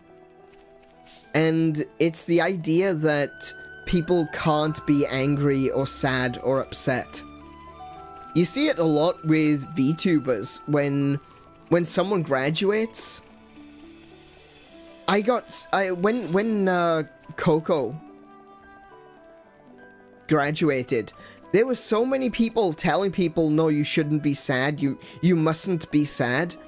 Don't be sad because she's gone, be happy because she was there. And it's like, no, sadness is an understandable emotion in a situation where someone that you look up to, someone that you have a lot of respect for, someone that you've grown to love has gone away. It's okay to be sad. It's not a bad thing to be sad. It is, however, extremely toxic to deny someone that allowance to be sad.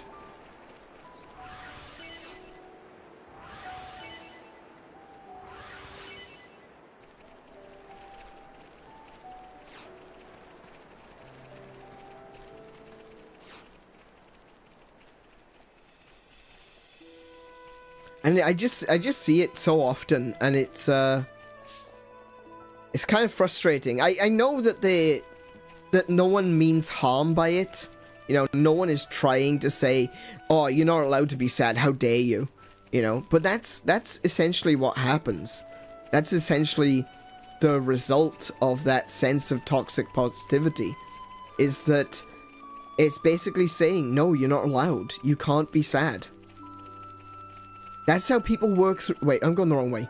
That's how people work through things. That's how people get to a point where they can continue to be happy.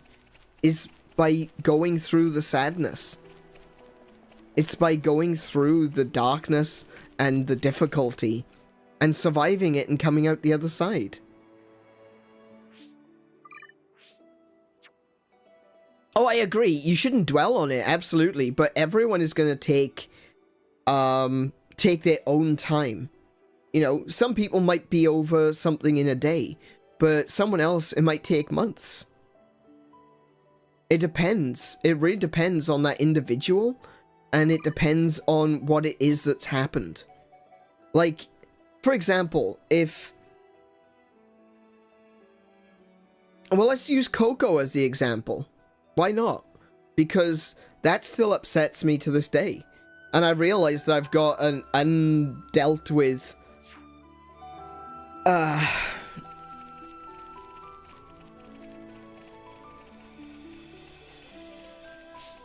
I do have some undealt with emotions relating to that, because she was a huge inspiration for me.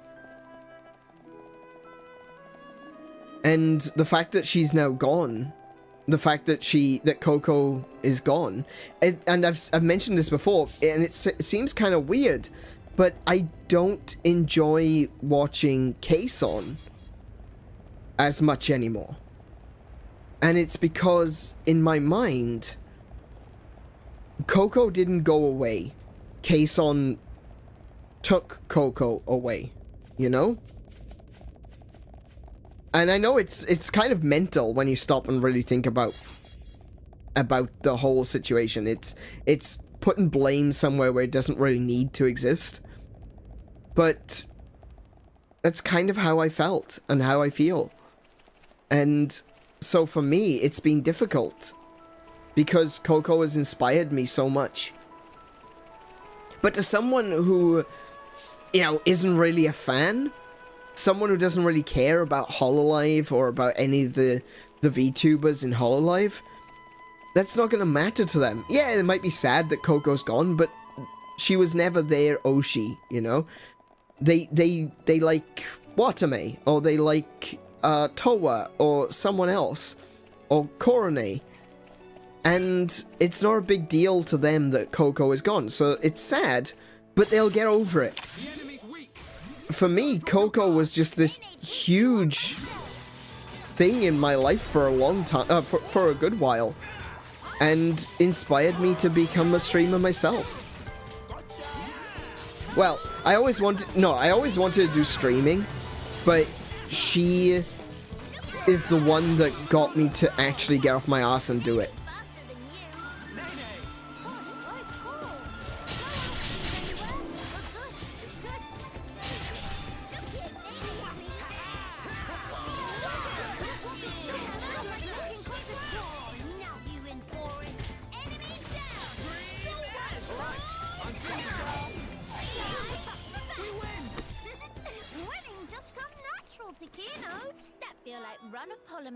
Okay, good.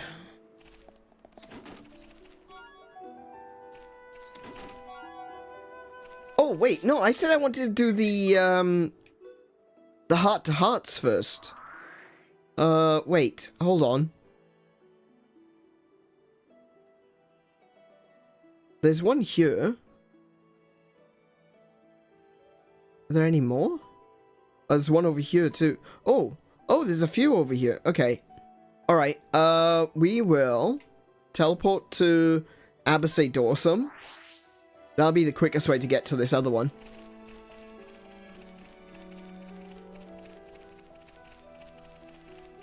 Does graduating mean that you have to go away? Yes.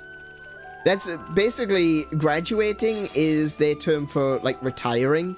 But it's not strictly retiring because they can always come back as a different character. It's basically that the character is retiring, but the person that does the VTubing, you know, in this case it was Kason, she went on to just be herself.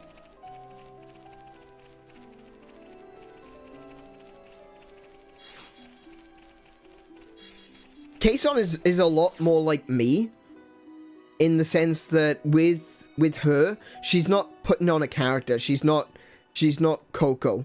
she is Kason. She is just herself. Just like I'm not putting on a character. I just have an anime avatar. It's not like it's not like I'm pretending to be someone. I'm just me. I just prefer using a cartoon avatar because it's actually really good for marketing.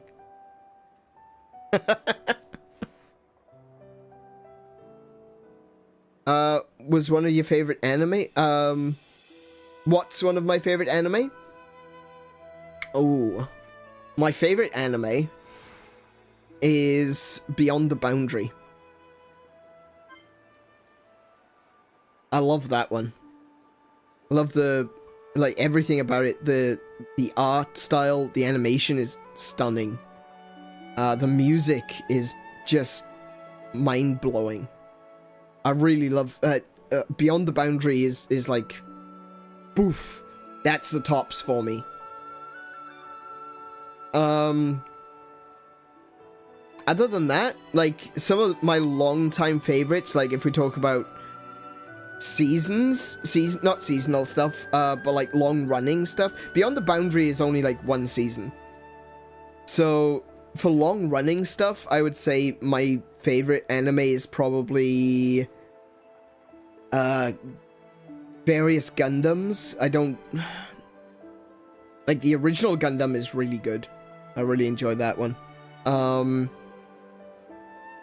Tenchi Muyo, that series, Tenchi Muyo, is probably the one that has been really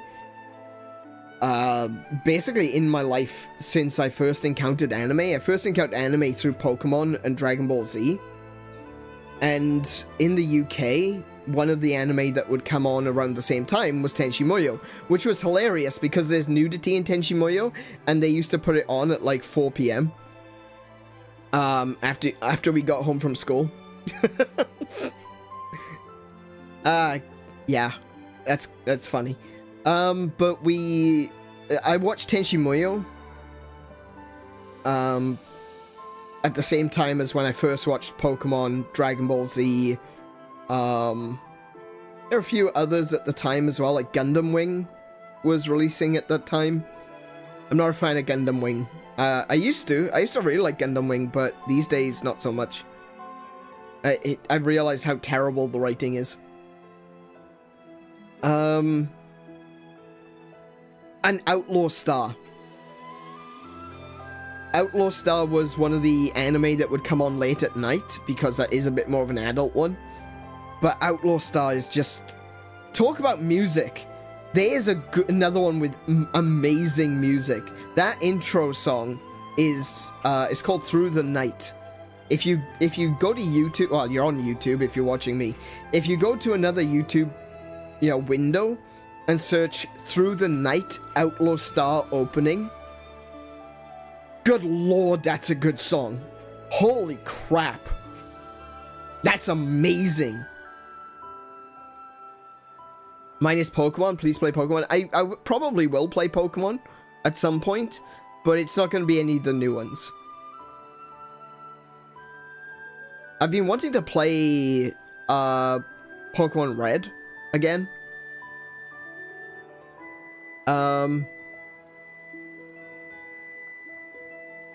Yeah, I might do that.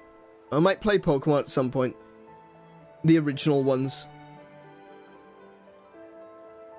I do have a, I'm still looking forward to the Black and White remake.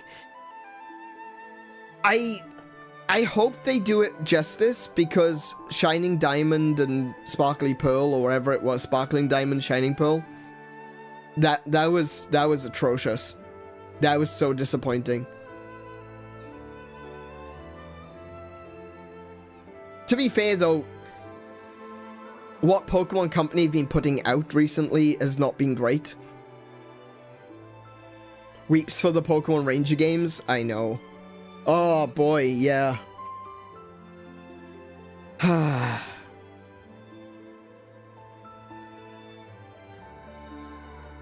was really hoping when they started doing stuff like Pokemon Snap and they re-released Mystery Dungeon, I was like, they're gonna do Ranger. They have to do Ranger as well. Nope.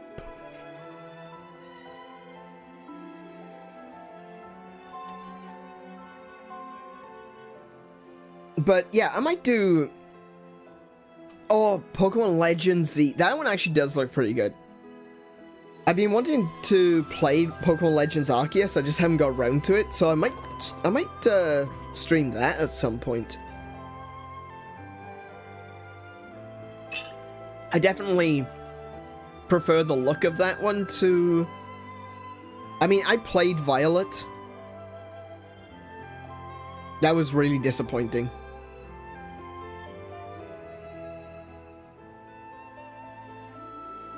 I think at the time, like while I was playing it, I was enjoying it, but in retrospect, like afterwards, I looked back and I'm like, man, there's a lot of that game which was just plain bad. Why can't I get the lid back on my drink bottle?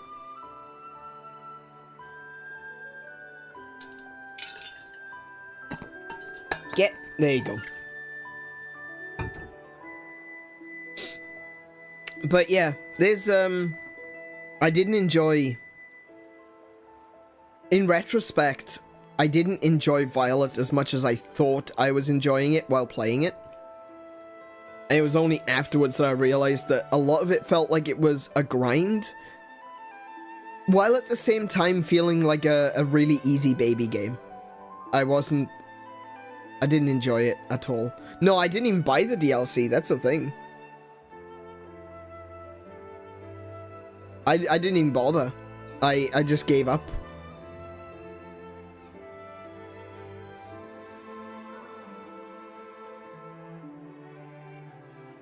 But Sword and Shield looks like crap, honestly. I'm no offense. Look, no offense if you like it. Good for you. As I always say, you enjoy the things that you enjoy. I'm not going to tell you you're wrong for enjoying it, but it's not my thing, and I really, really did not enjoy. Well, no, sorry. I really didn't like the look of Sword and Shield. Yeah, I don't know. I think, in my opinion, the last good Pokemon games were probably Black and White.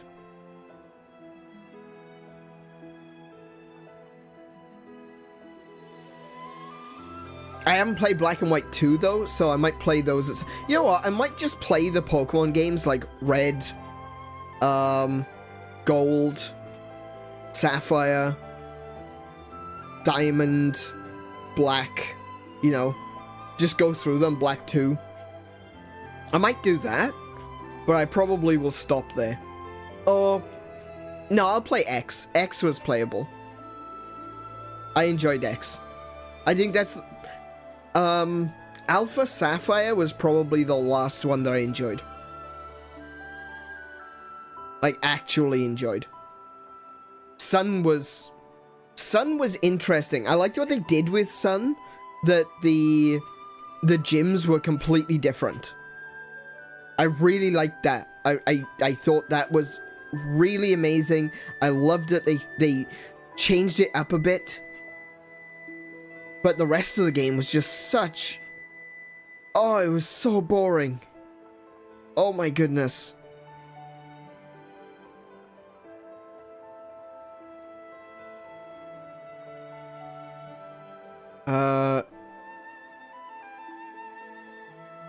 Pokemon Legends Z will be here in 2025.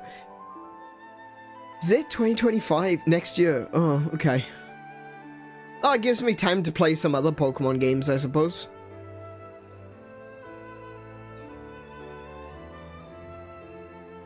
Yeah, I can always play some other Pokemon games before then.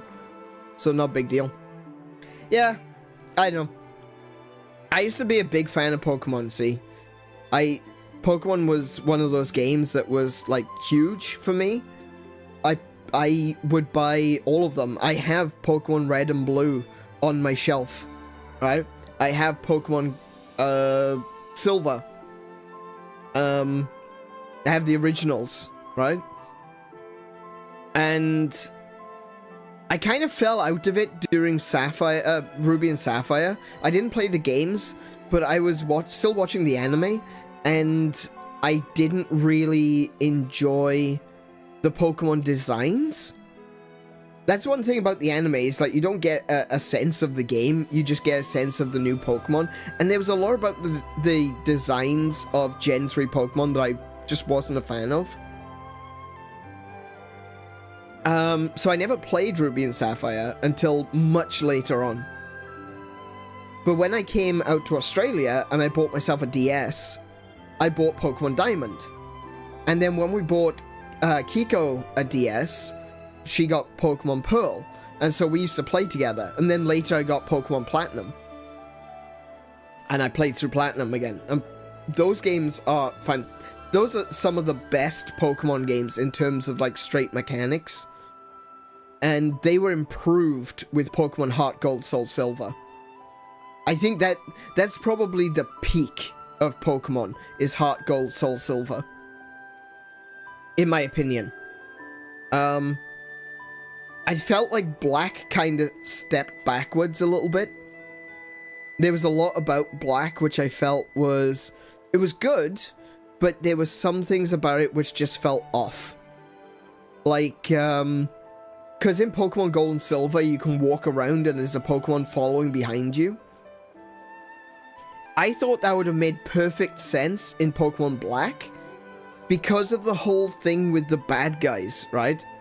Team Plasma, they're all like, oh, you treat your Pokemon as slaves. And if you had your Pokemon outside of a Pokeball that was running alongside you, you would have the moral high ground. Because you'd be able to say, no, my Pokemon runs free alongside me.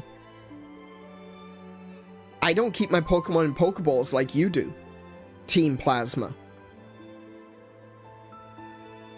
You'd have the moral high ground over the villains. But you don't, because they just didn't include that mechanic. And why? I don't know. It's so stupid. They should have included the follow mechanic. It's a really simple thing to do. Pelipper eat Pokemon. A lot of Pokemon eat Pokemon. At the end of the day, Pokemon are just animals. They wanted to take the moral high ground away from the player. I don't know about that, though, because you still seem to be in a position where you feel like you're in the moral high ground. Because of the way that Team Plasma treat people, you know? I guess early on it makes sense. Yeah, sure, they do seem like they... And I like that they, you know, they're on some kind of moral crusade and they dress like crusaders. I think that's amazing. That's hilarious. I love the visual of that. But at the same time, it's just like, but they really aren't... They don't have the moral high ground at all. It's...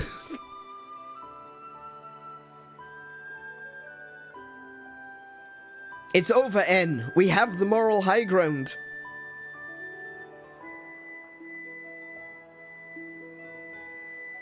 Anyway, getting back to Xenoblade Chronicles, we have a quiet moment with Nene and Kino.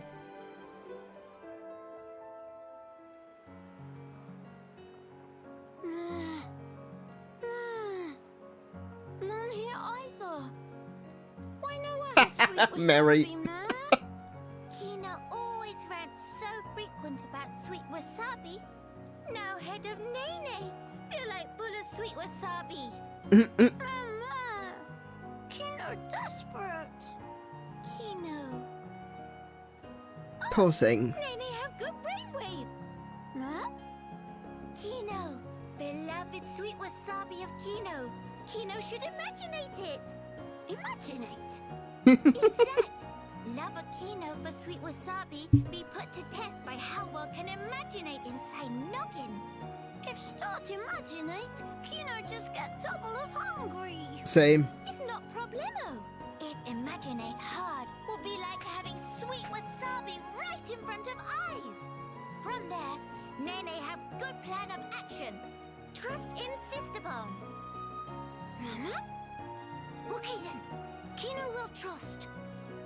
All right. Talk Nene through it. What is shape of sweet wasabi?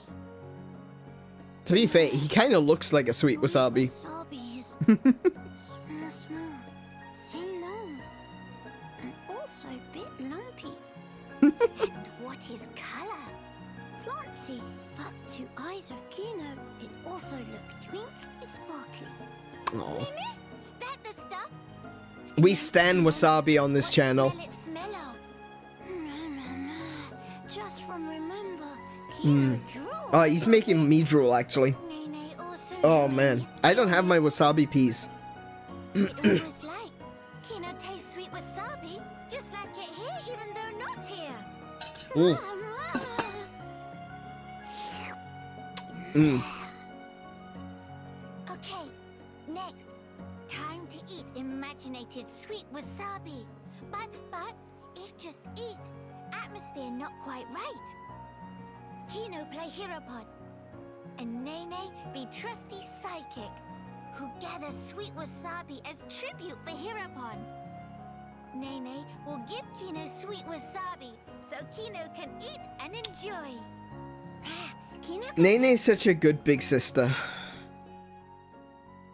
Oh. This is adorable.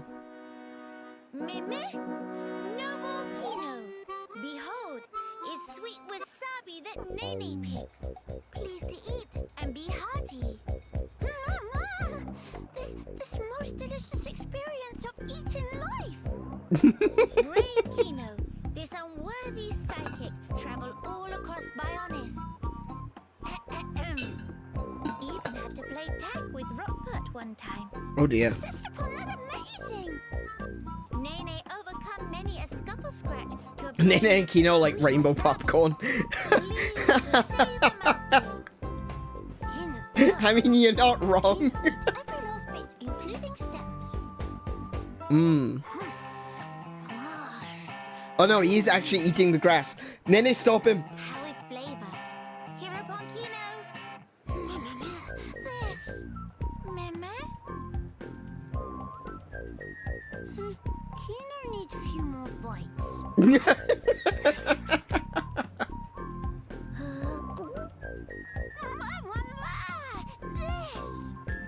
Meme? Isn't working.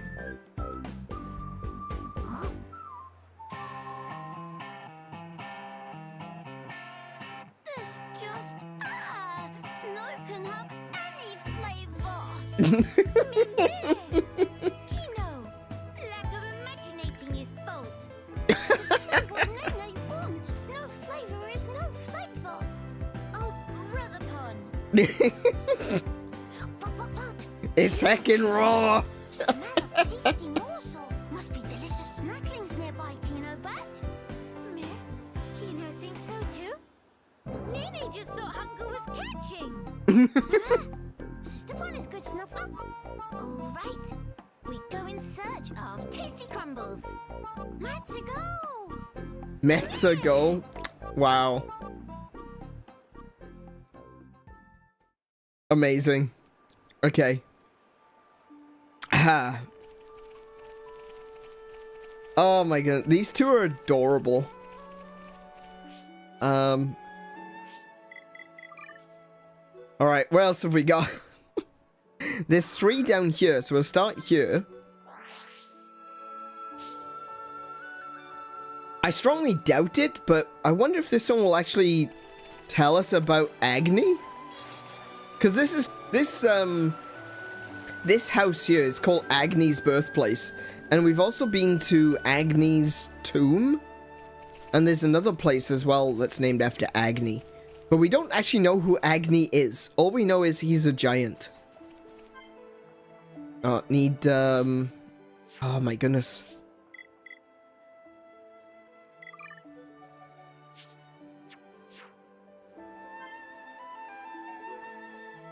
I doubt it. I doubt they'll talk about Agni.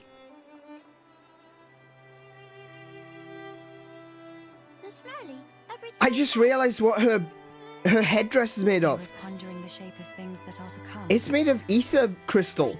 Fuzzy shape of King of Fog thing? No, even beyond that. Mama? When this is over, when the battle is won, what will you do? Miss Melia asks good question. Kino goes straight home and reports succeedings to Dadapon. What will you tell him? But Miss Melia and others make best as sidekicks.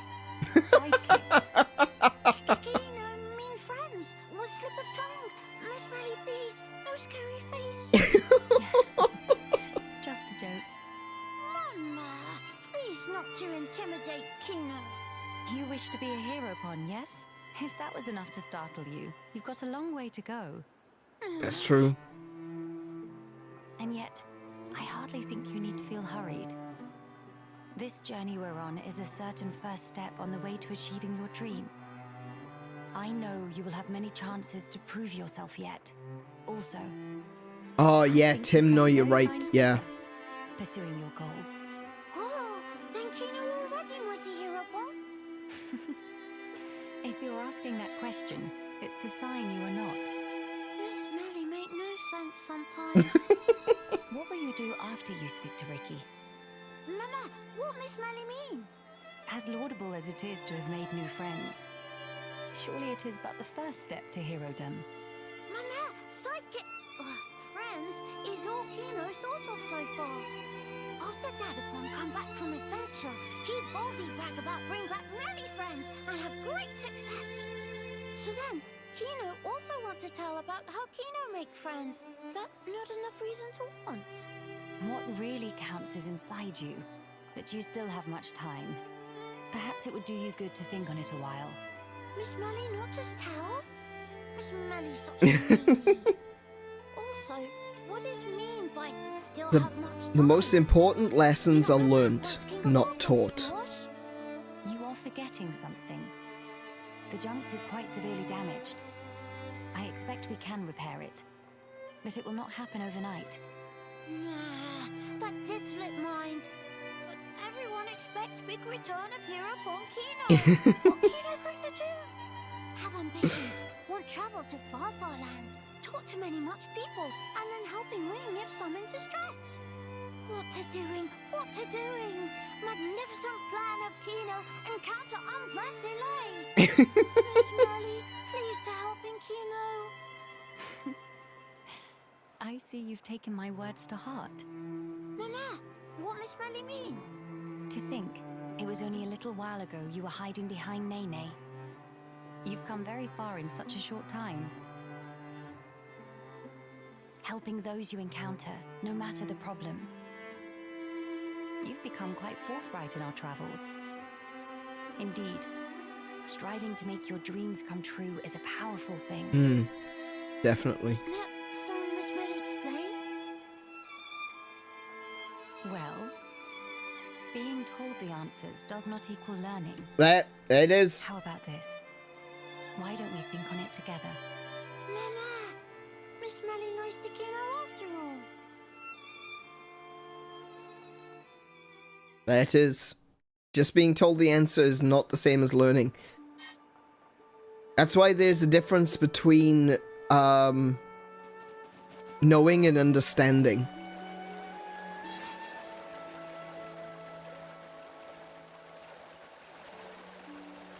You can know something. You can know the facts of things. But without experience, you can't understand them.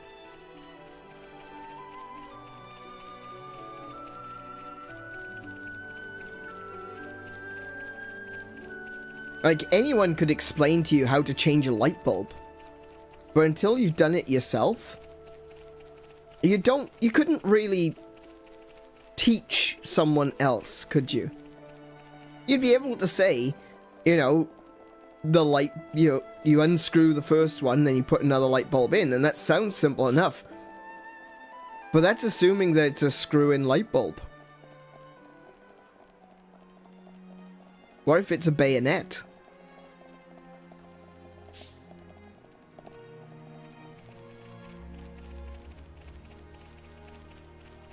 There are things that you're not going to fully comprehend until you do it for yourself. And that's when you learn.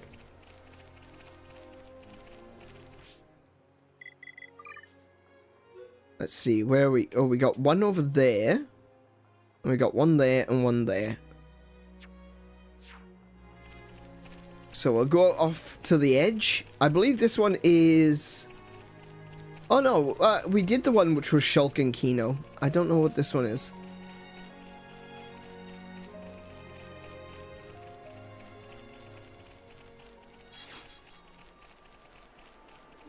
This one is... Oh, we could do that one.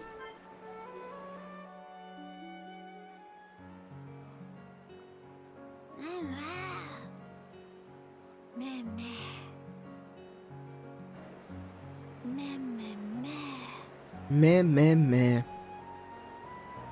Nice and warm. Snoozy and tozy. Sleepsy and sunsy. Sister Pon, Kino just have dream of become hero Pon. Meh? Big impress, Kino. Even dream of being hero Pon in middle of a sleep. Sister Pon there too. Nene in dream too? What Nene do? Kino and Nene were lying in sun, just like now. But then, it suddenly get dark. When Open Eye saw a face of huge Brog in front of own face. That's bad news, Bears. Hope it not eat us. Tongue of Brog all wormy long. With tongue, it gobble Nene right up. Oh no, Nene get ate? But to help Sister Pon, Kino got self. It was Donald. Donald's the one what done it. Don't look at me. It was Donald.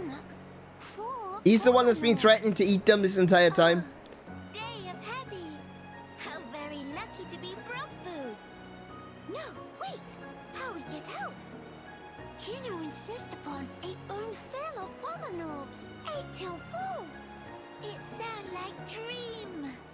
So then, bodies of Kino and Nene swell up like balloon, and Brog blurt Kino and Nene out. Such wow! Nene and Kino jammy pants. And that how So essentially they became got parasites. Hero Pon. Nice. Sudden. Now, what give? Why not Nene become hero Pon? But what happened? It was just dream. Once woke up, no longer was hero Pon. Meh. Ah, they're hero puns. Well, Nene think Kino become more closer to hero Pon each day. Kino, while travel with Mr. Shulk and Miss Melia, Kino tried to talk to all many sorts of people. And also, ancient Nopon art or shifty slip that Kino practiced so long looked like it come along nicely. Really? Hurrah! Kino happy to hear. Wait, how Nene know Kino was practicing shifty slip technique? Please not to sweat teensy details. Shifty also. Anyway, Kino working really hard to become hero Pon. Which mean, one day soon, become hero Pon. Tim, I don't know what you're referring to. Mr. Shulk I definitely wouldn't be calling them all chicky nuggies. No, that doesn't sound like, no, that doesn't sound like me at all. No. Kino to be king of fog could even do all but lonesome. Kino sure? Kino sure? It was Mary. Mary is the one that called them chicky nuggies. So there we go. It was clearly Mary's fault. It was Donald and Mary. They were the ones that were eating the hero pawns. All together, help one another to succeed. Nene make sure everyone stay safe, and Kino make sure everyone stay healthy. Absolutely. Kino convinced? Both hero pawns. After beat King of Fog, Kino be hero Pon? Yes. Absolutely. Sure get big pat on back from bird people friends. And then Maybe they build statue of Kino, hero pawn, vanquisher of King of Fog. Mama, Kino have to do it. Nene always by side of Kino, not have to worry one bit. Oh, thankings. With Nene by side of Kino, King of Fog just mere cloudy puff. Get the spirit. Nene also set pluck to max.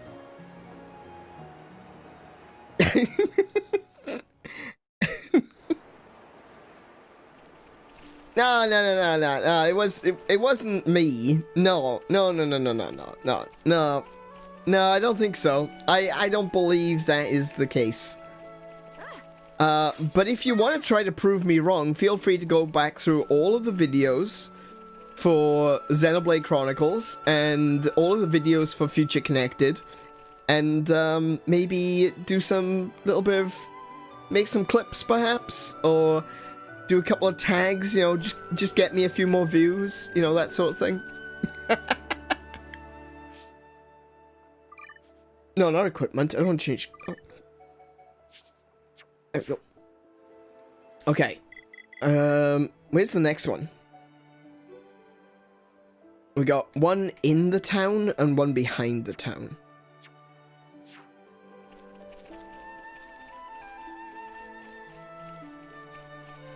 I'm pretty sure I started it. Kiko's, everyone's like trying to pass the blame. Who said that the Nopon were chicken nuggies? And Kiko's just like, me. I did it. That was mine. Yep. Mm-hmm. Absolutely. 100% I'm the chicken nuggy. Well, I mean, Kiko's not a chicken. You know what I mean. I'm the one that said chicken nuggy. To be fair, I called them potatoes.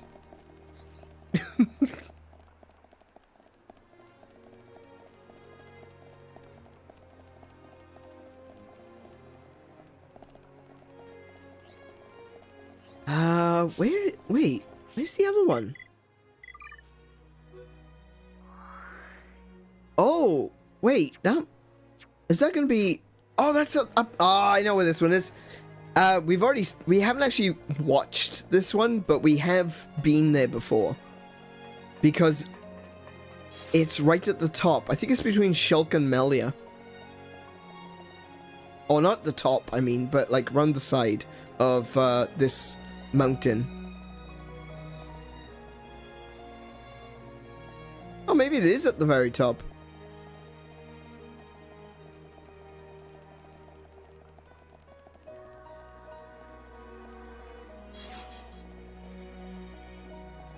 That's something I should check as well. Check the collectibles. See if I've collected anything. I'm still short on animals. There it is. What have we got?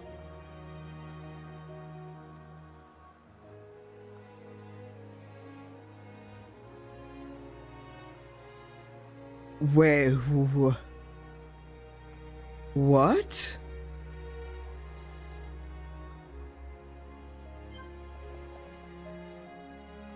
Tyrea?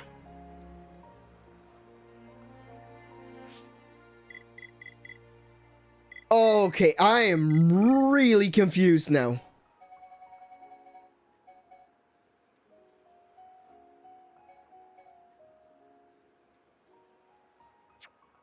Okay. Does she join the... I can't imagine she would join the party.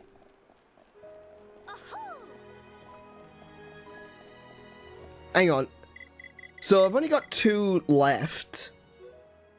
It has to be this one. So let me just fast travel down. I'll run around. Tyrea? There's no way that she joins the party, right?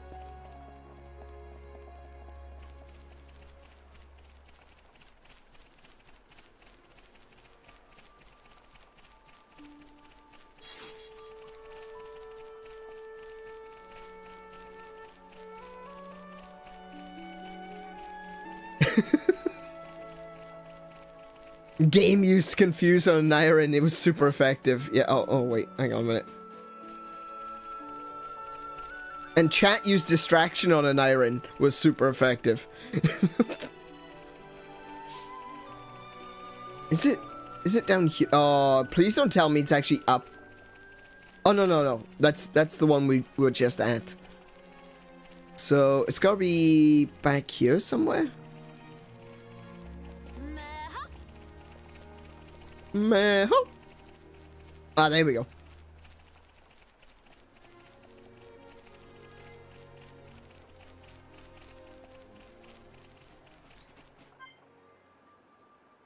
Okay, I need Melia. Ah, damn it. I keep pressing start.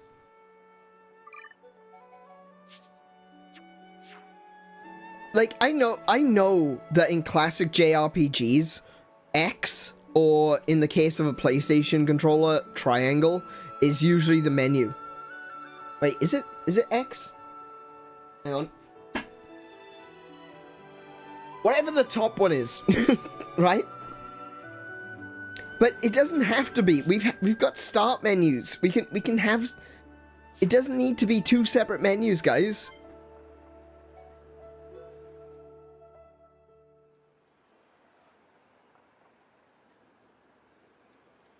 It's a fateful thing that you and I should see each other again here, like this. Tyrea, what brought you to the Bionis shoulder? A good question. Honestly, I had no motive. I wandered without aim, the Bionis no more. Before long, I found myself here. That's all. So it is but a work of chance. Is that right? Exactly. Though I certainly didn't expect that chance would bring me back to Alcamoth. The rest is just as I told you. I helped Elam with his research and surveilled the city, waiting for the right opportunity.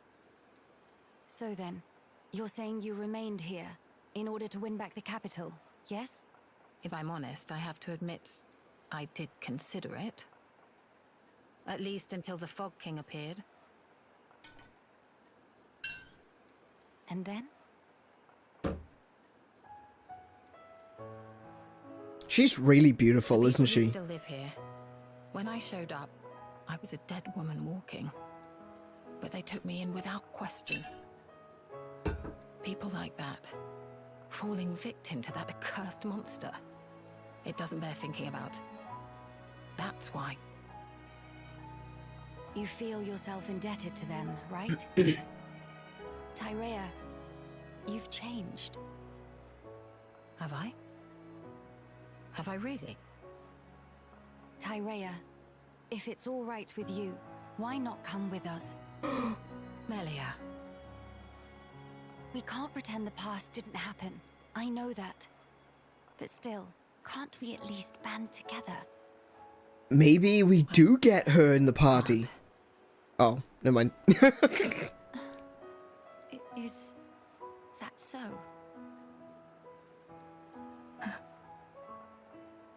Forgive me, Tyrea.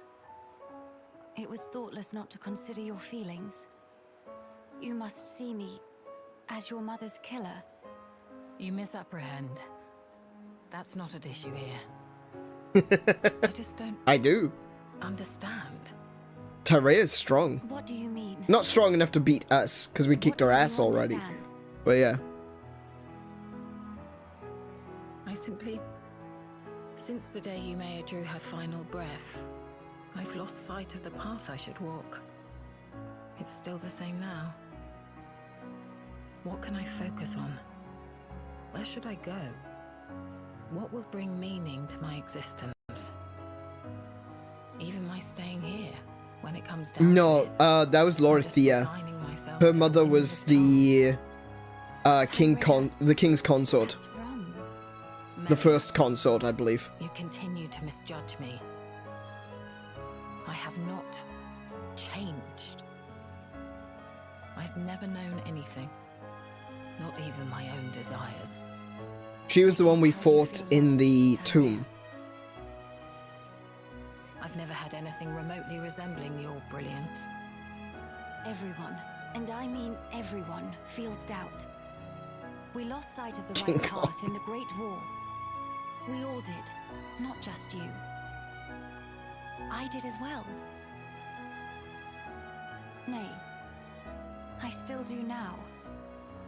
If I said all my doubts were behind me, it would be a heinous lie. When your heart is lost at sea and drifting, it takes time to find answers within. And when you've lost someone important to you, it takes more time still. Hear me. You are strong enough. In time, you will find your answers. My skills were once widely recognized. Though I may have used them to try and end your life. Sorry, Is it that didn't still stick. something you wish to do? If that were the case, you would have gone sailing over the edge of the Bionis shoulder a long time ago. I believe so too. When in reality, I'm standing here talking with you. So then, I think that leaves us some room for friendship. Doesn't it? You speak just like those Homs you traveled with. Actually, she I speaks take more that like as the a Nopon. compliment, actually. But it's as you Because say, it was Nene that was telling it's her another about, thing you I know, learnt from them. Why are you so damn persistent? Is that your crown princess duty? Or do you simply pity the weakling I've become? she's far from weak. I'll hear no more of this self-loathing. My heart tells me it's the right thing to do. That is all. That is my reason, and the only answer you'll get. Melia. What's more, Tyrea? You're all the family I have left.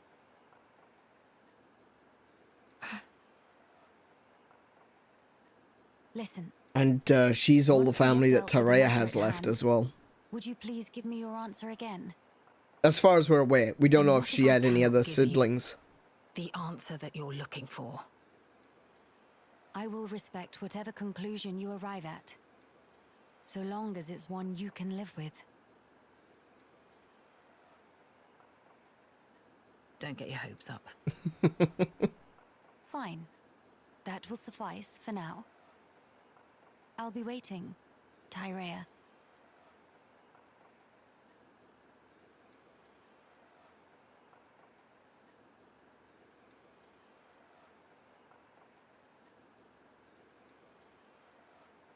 Should I really go along with Melia? Am I worthy? After all the years Hey, spent in shadows, all the We blood, could really do with a rogue, let's face it. Yumea, Mother, please give me a sign.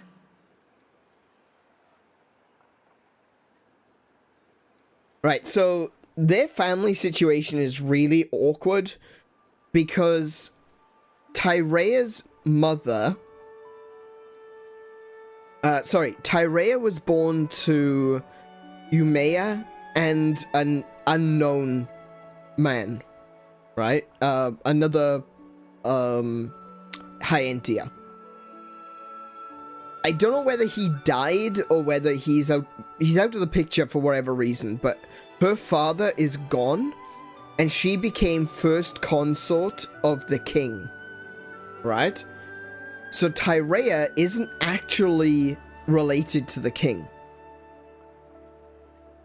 The king also has the second consort, who is a Homs, and it is the king and the second consort's... Melia is the king and the second consort's daughter, right?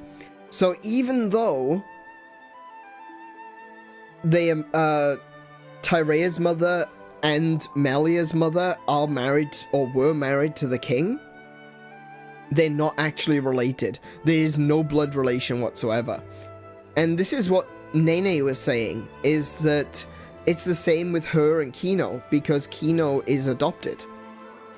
And just because they aren't related by blood doesn't mean that they're not family. So, like, her comment that Melia sounds like the Homs, that's not accurate. She sounds like the Nopon.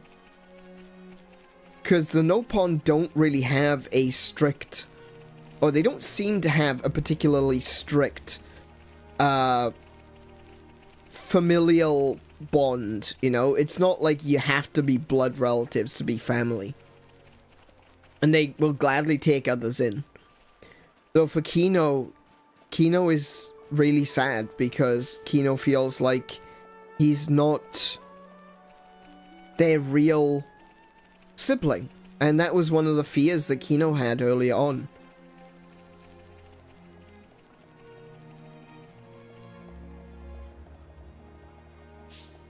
They're lawful family, but not biological. I don't know. See, in Hyentia lore, I don't know if they're even considered lawful family.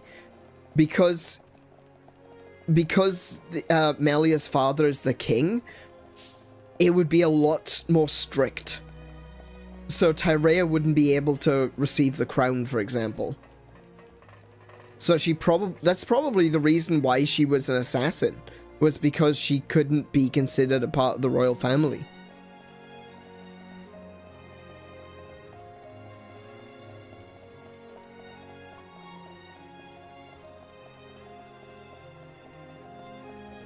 It's all politics, you know? And I love when they do that in video games, just to show how annoying politics can be. Where someone whose life revolves around their family to such an extent as Tyrea, that she served her family to very dark degrees. She was willing to serve her family without question. And she still isn't necessarily considered a part of the royal family. Callian was the only link between Melia and Tyrea. Yeah, that's right. That's true. Because Callian is Tyrea's half-brother. And she is also... And Callian is also Melia's half-brother. But different halves.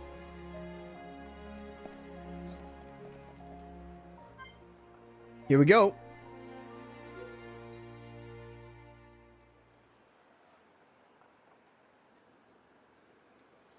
Tyrea, do you perchance remember the day that we two first met? I was wondering what you'd come out with. You finally decided to settle some past grudges, have you? Not at all.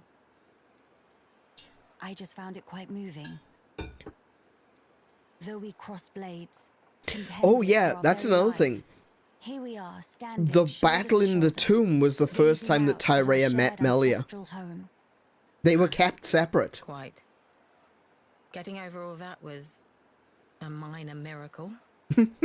If someone told me a year ago that we'd be doing this, I'd have carved out their spleen for suggesting it. Why their spleen? Tyrea, about what I said to you before. Yes? Are your doubts allayed? Perhaps. Not all of them. However, my answer to the question you posed is more or less ready. Tell me then. Melia, you are the last Hyentia of Imperial blood. It's true. Well, yes, that is true. Although, are you not also? No. Quiet. You must continue the line. You and none other. You are the light, Melia. You must lead us. Gather our people under your banner. I don't think I ought to be there for that. Oof. Why, Tyrea? What leads you to say such a thing? The fact is, I was an Inquisitor of the Bionite Order, my very existence prescribed by law. You know what role the Order played in the Imperial family's history. I hardly need to remind you. Tyrea. Understand, I regret none of the deeds I did for you, Maya. But even so, all that I have done in that life lingers on inside me, a burden I can't escape. All I do is cast a deep shadow on your radiance As the Imperial line rises to greet a new age, I would contribute nothing. I'd be a hindrance. Not true. How can you hate your own self that much?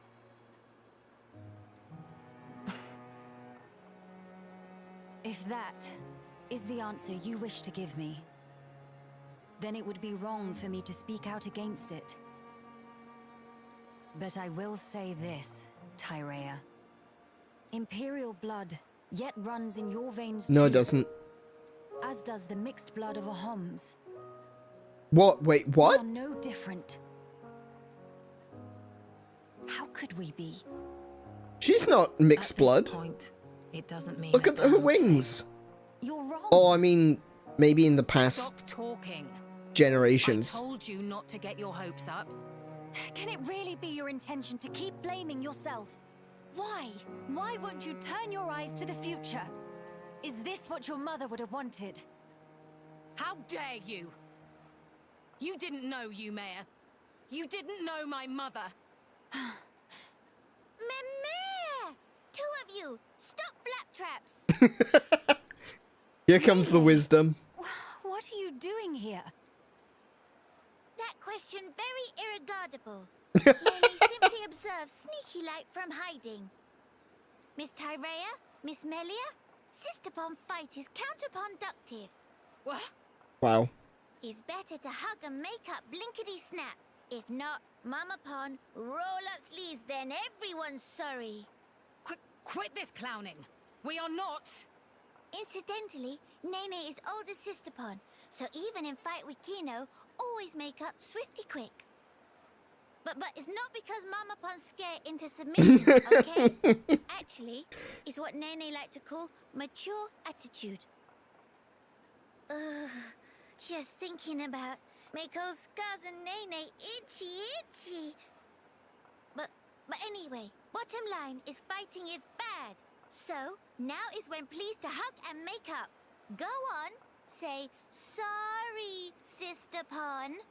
What is this thing going on about? Mother, huh? If your mother...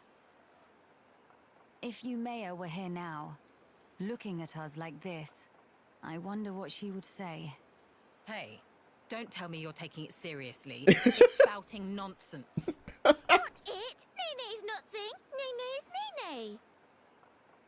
What point is there in talking about it now? There's no way for us to know. She's dead and gone. My apologies, Tyrea. I know you put great faith in her, so I just thought... But it's as you say. I'll admit, I never understood your mother's mind, even at the very end. Oh, no. Her mother's mind was very clear. Kill Melia. Ymea's devotion to the Bionite Order was how she honored the Imperial line. And also, how she channeled her woe over our ultimate fate. Her spirit contained no falsehood. I see. Due to the loftiness of her faith, Ymea could be very severe towards both me and herself. I'm sure if she could see me now...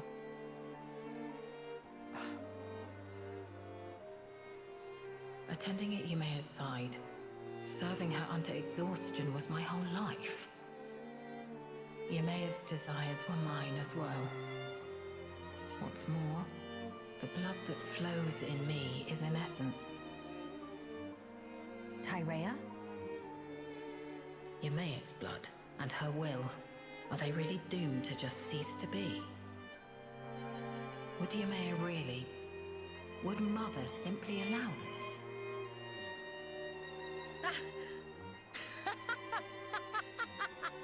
Oh my goodness, she's laughing. Hey, whatever has got into you?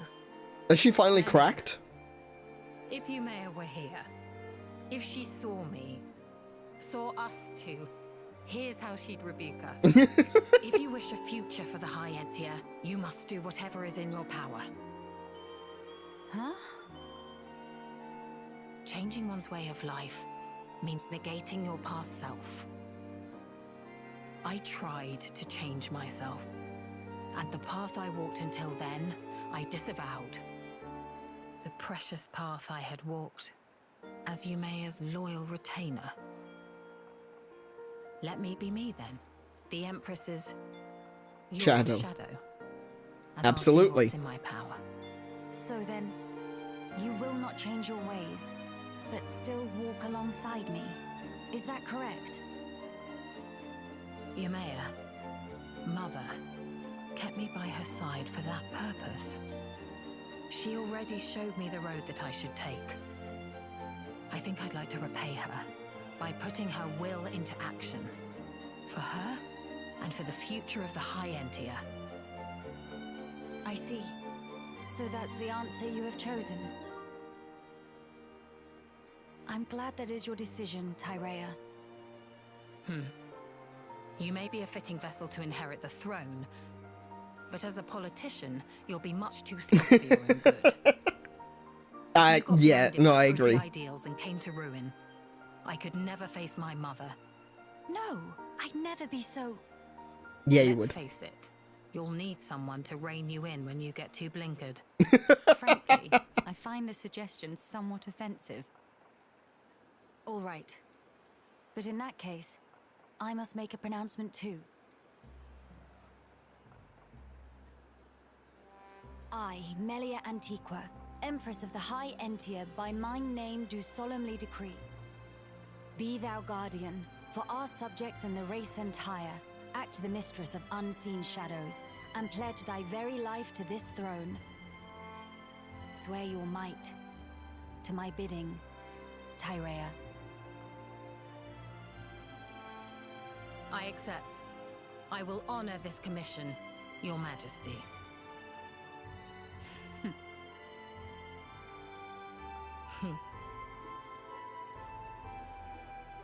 Miss Tyrea, Nene very proud. Managed to apologize very beautiful. Major sister bomb vibes. Who are you calling sisters? And I'll have you know, I've nothing to apologize for. But, Miss Tyrea, just a proper big bow to Miss Melia, no? You little. Actively trying to insult me. Meme? But bow have plenty sorry feel. It's just like when Dadapon make a promise to Mamapon. Whatever. Whatever. Whatever. I'm not bothered. Does it look like I'm bothered? The future is within our grasp, sister mine.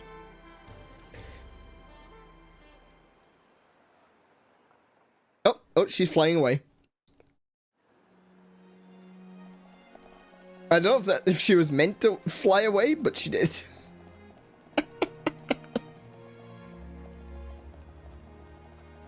No, that was great. That was an excellent conclusion to Melia and Tyrea's story. And it makes so much sense. And this is something I was thinking about as well. Like, one of the things that I've said in the past, and there's a song by The Midnight that I really like, which uses the line, "The shadows are proof that there's a light." But it's true. At the end of the day, if Melia is the light and Tyrea is the shadow, a shadow is cast by an obstacle to the light. So if there's an obstacle to Melia's light, isn't it better that the shadow be on Melia's side? Because an obstacle will always cast shadows. And those shadows, it can help the light.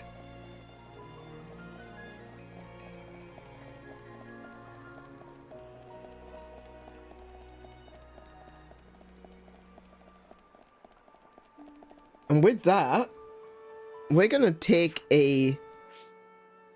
Sadly, she didn't join our party, but that's fine. I'm still happy with that conclusion. With that, we will go to Alcamoth.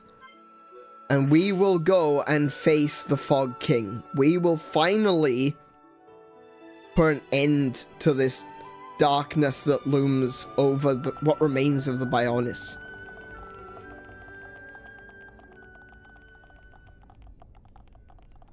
Oh, wait, first things first. There we go.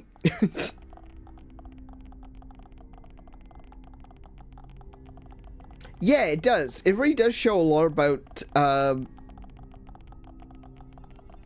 like, as far as Melia is concerned, Tyrea still has Imperial blood, which isn't strictly true. It's the reason that she was the head of the Bionite Order is because she couldn't take the throne.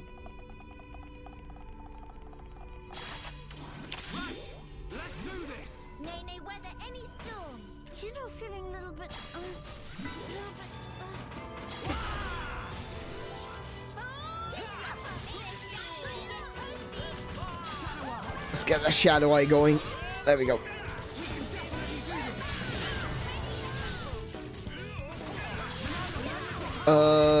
No, it's only got debuffs. Okay, armor, I think.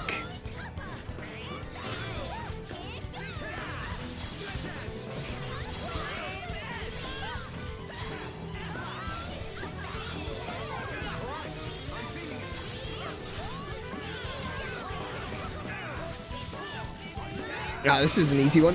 There we go.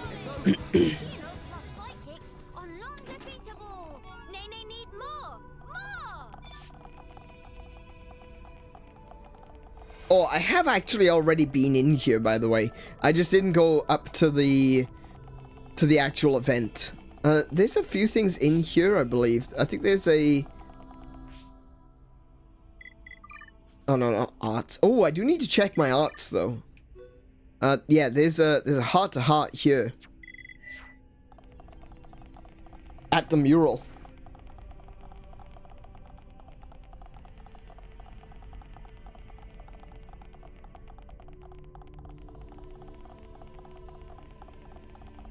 Look at that. The world is so different now. That used to be our world. We lived on the Bionis. Crazy. So different. It's literally a holdover. It's a relic, a fossil of a completely different world. Oh, I need Melia in my party for this. Well, I should have guessed, actually.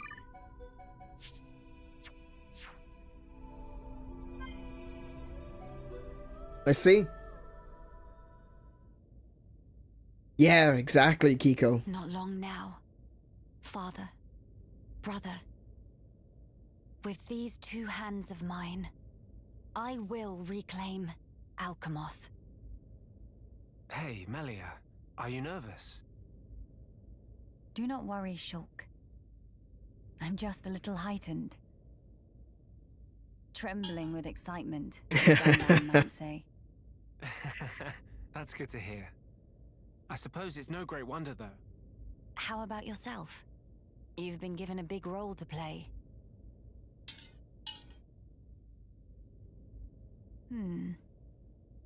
Taking it in your stride as usual.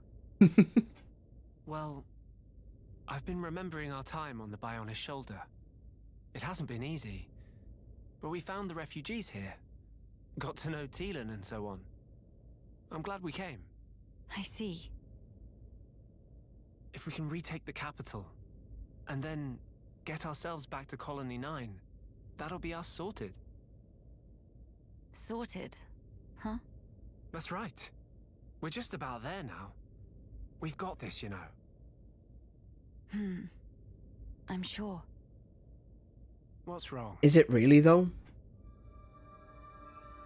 Say, Shulk. Tell me, what are your thoughts on the rift? Right. I'm still thinking it's a leftover from the previous world. All that much about it. I've never seen anything like it. The Fog King, I mean. It's alien to the Bionis and Mechonis. Indeed. The rift is a complete and utter enigma to us. All we know for certain is that its existence poses danger. A wholly new threat. Ooh, A actually, wholly new world. Sounds ominous. Are my the fears rift unfounded? is orange. To be fair, there's a lot about this world that's different. Frankly, it's anyone's guess right now. I know that doesn't sound like much. I'm just saying it's orange, but no, that means I something. have an ill premonition. I'll explain it in a, when this is over. Disaster, complete ruin, inescapably looming over our future. I know not why, but that is the vague dread that I feel when I consider the rift. Hey now. I'm sorry. I know we have a big task ahead. I'll try to keep my chin up. It's okay. Your misgivings may just be a weird hunch. Or for all we know, they might come true tomorrow. But there's plenty more we don't know. The future. No one knows it for certain. We made sure of that. Still, that doesn't mean we're entirely helpless. Our actions, they're what shapes the future. We've proven that countless times already. Absolutely. So I think we'll get through this. If we stand together, no power in the world can stand against us. I mean, we killed a god. Shulk. I mean, what is a king to a god? I swear, you never change. Oh, sorry. I guess I might have gone a bit overboard. No, I don't think that's possible. I think your words have hit the mark exactly. The future is ours, and it is decided here. All we can do is give our all to build a better one. Indeed, whatever awaits ahead. I seem to be in your debt again. You keep doing this, always helping me when I'm down. I didn't really do anything, though. I'm just happy I could lift you up. My thanks. All right then. We have crucial work to do. Yeah, he really is. King. There's no one And else that's restore quite like Alcamoth. Shulk. Right? Exactly right. Shall we? Like, when it came to Xenoblade Chronicles, the main game, I saw a lot of similarities between the story and a bunch of other RPGs. Like, even Final Fantasy X was one of the games that I felt was very similar to. But Shulk is wholly unique. Oh, right, hang on a minute. Yes, hang on. Now, I said the Fog King is orange, and that means something. Let me show you.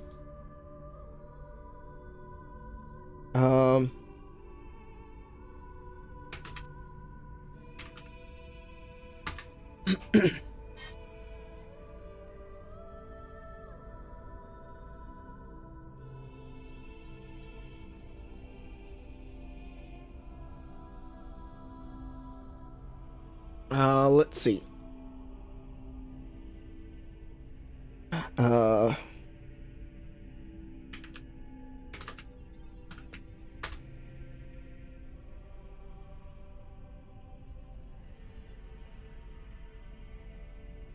Oh, come on.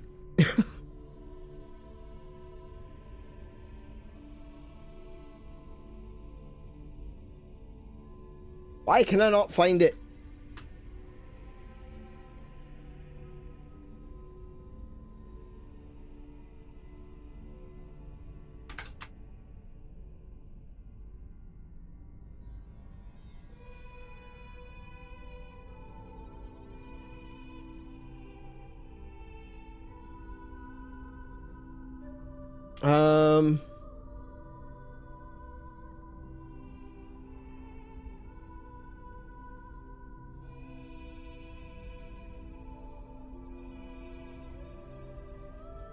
Okay, I can't find a picture of it. This is really frustrating. I thought it would be easy to find. But the portal that you go through, like when you're playing through the main game, the portal that you go through to get to the Nopon Archsage is orange and black.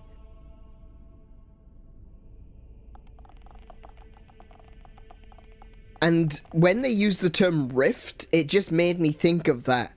It's like, we've already discovered the temple that Nopon Archsage is at. We just went there. We just killed a dragon there. And now we're encountering this rift that is orange and black, the same as the rift that we use to get to the Nopon Archsage. It makes me wonder if this rift is somehow some way of connecting realities. Is the Archsage the reason for the Fog King? I'm thinking maybe the other way round. What if the Fog King is the reason for the Archsage?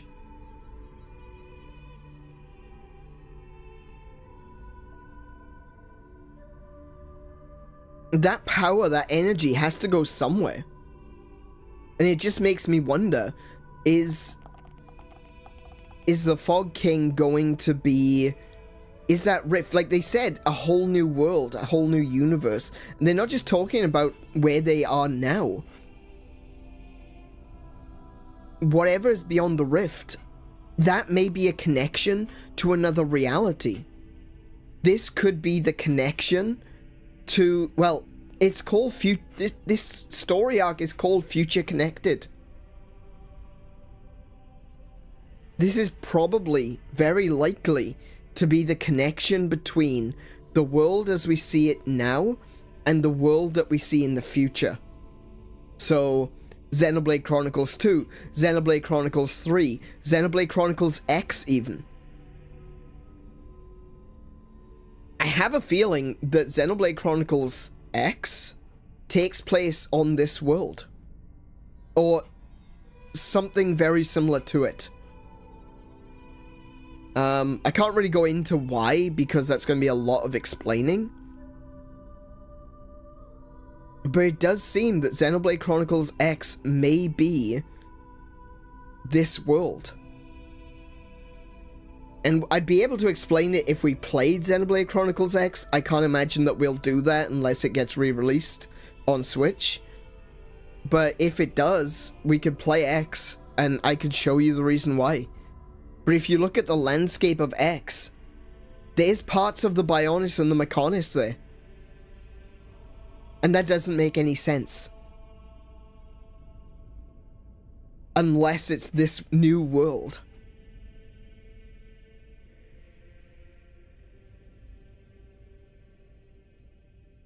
And it makes me think that if...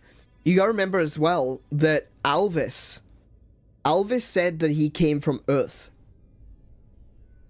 Like, real Earth. So is it possible that when Shulk recreated this world, that he also recreated Alvis's Earth?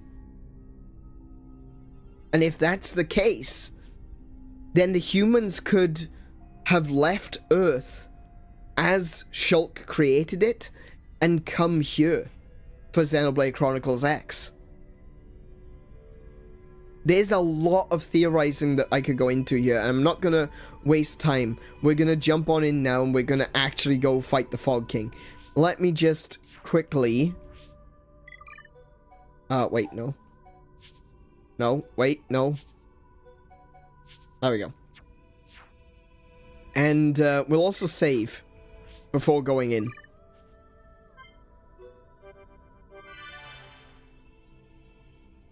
Well, let's do this. Let's finish this story. Past this point, you will not be able to go back or save the game. And falling in battle will return you to the title screen. It is recommended you save before continuing. Are you prepared? Let's go.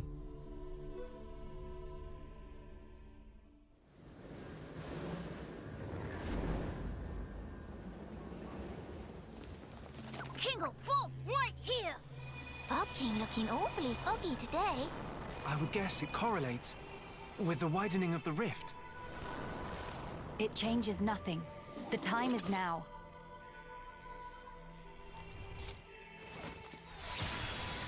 Nice. Shulk being a badass.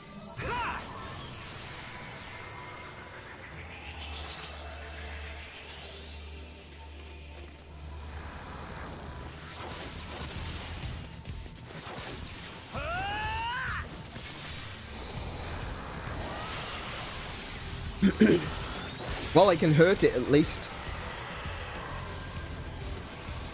Miss Melly, it's working. Yes. Now then. Melia, let's go! My friends, lend me your strength. The future belongs to us. King of Folk will know name of Hero Bomb Hero. Monster in for proper bashing. Alright, let's kick his ass.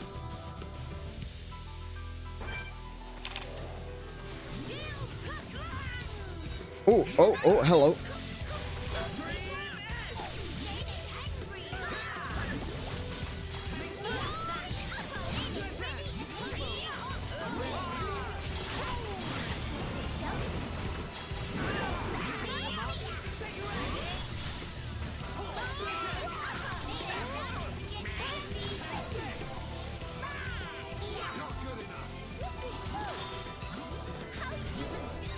Okay, one down. Oh no, there's another one. Okay. Oh, look at its level. Its level is unknown.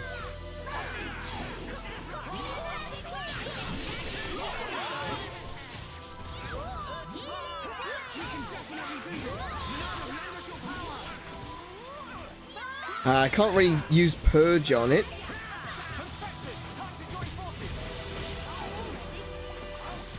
Cyclone.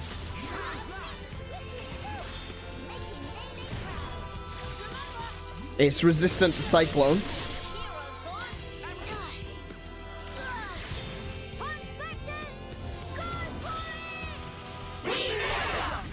Damn it! Missed the last one. Oh, that did some damage.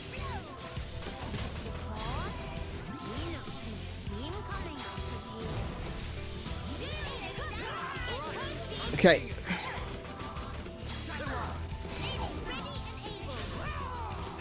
I kind of got him cornered. This feels like it's going too easily. There's no way it's this easy.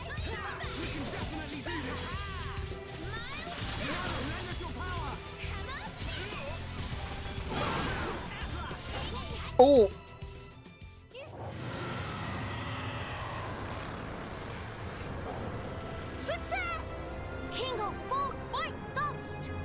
No. No. There's no way it's that easy.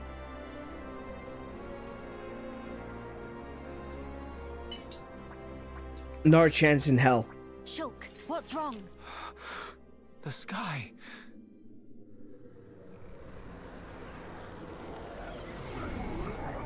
The rift is expanding. Wait, was the Fog King holding it closed? Oh no.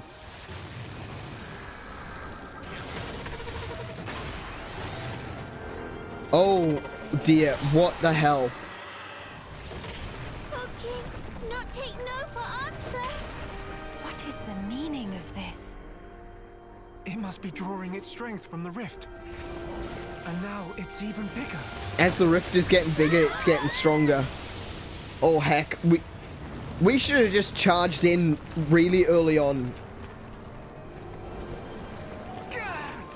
In other words, if we could close the rift, we might have a chance. It's possible. But first, let's do all that we can here. Yeah, like, how do we really close the rift? We don't have an answer to that. What does Hero One fight against impossible odds is natural like breathing. Fine then, time to dish out extra mega circular fishy bashy with cherry on top. Alright. Let's go again. Oh, wow, we leveled up. Nice. I think we should focus on the summon knights first.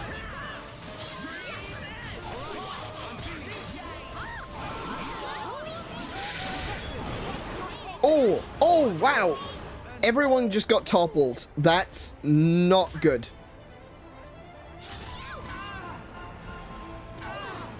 Can we get up, please?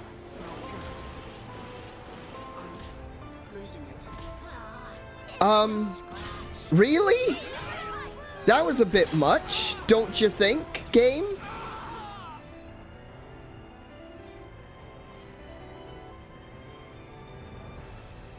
Okay, I don't know why it just stopped there. Good grief.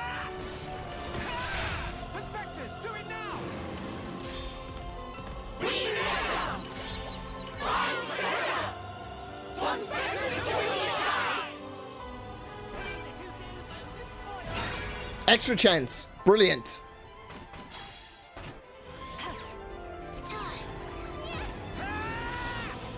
Damn it, too soon.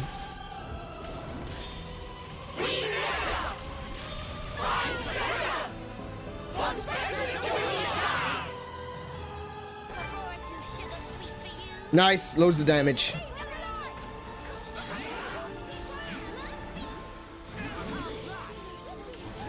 Oh, drat, that's too slow.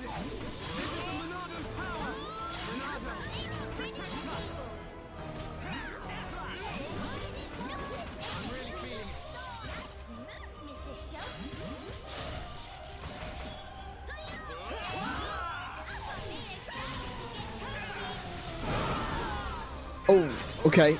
Okay. No, we actually did okay with that.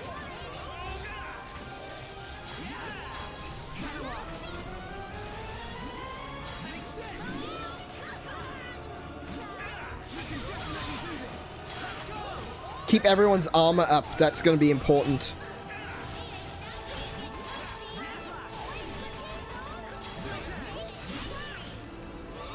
Ah, he's moving away. Come back. Come back.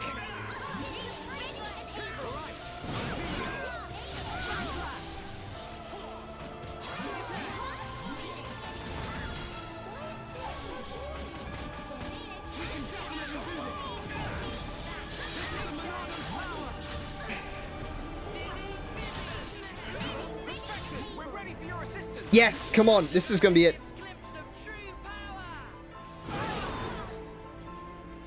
Do you mind?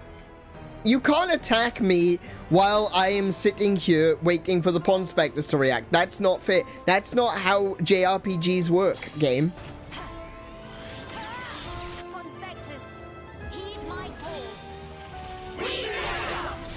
Oh, yes! Maxed it out.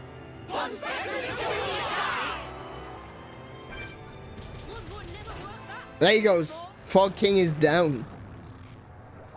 No worries, Tim. We'll see you in a bit. It keeps happening. What are we supposed to do now? Don't give up, no matter how many times it returns. We can bring it down just the same. I do like that all of the characters are taking part in the combat, even though they're not necessarily in the party.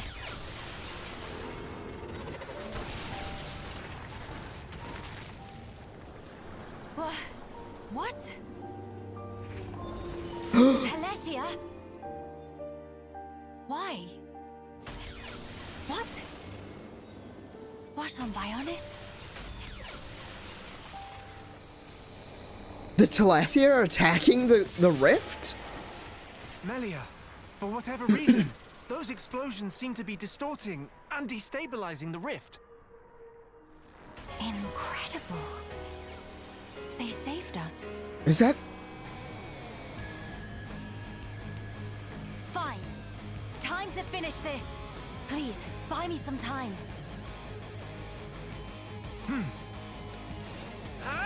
Telethia or the Bionis' immune system, you're right.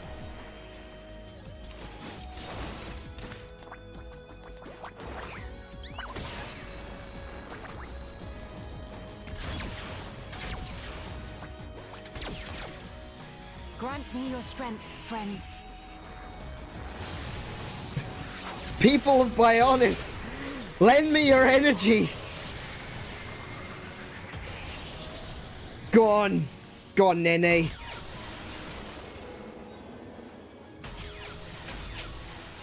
Whoa, what was that?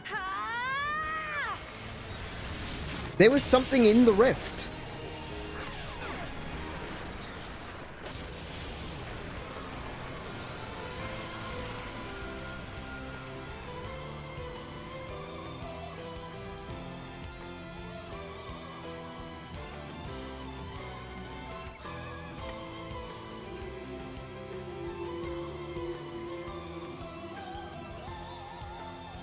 King of Fog is dethroned!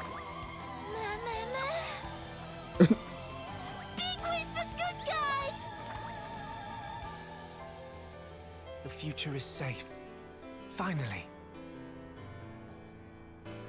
There was something in the rift. It is. I could have sworn I saw something in the rift.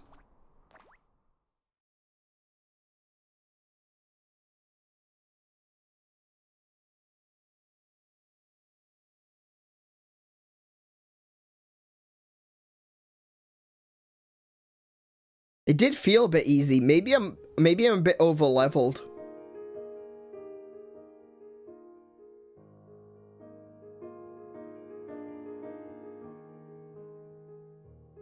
But that might be it.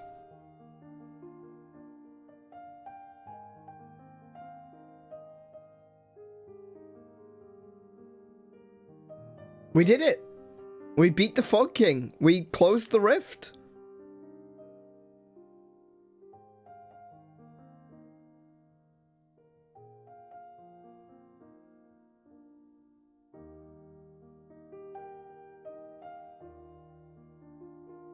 Oh, I'm just used to Xenoblade Chronicles with a million twists and gut punches. Yeah. Yeah, I kind of feel like we're gonna get back to the town and then something else is gonna happen and everyone's gonna be murdered.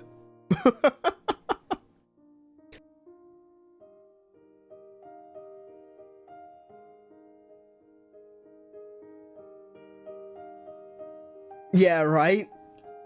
We did the first and the second phase. The next part is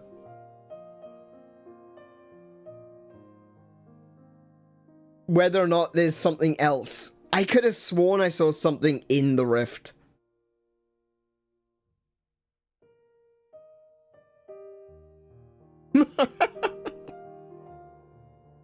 Oh, she's cute when she smiles.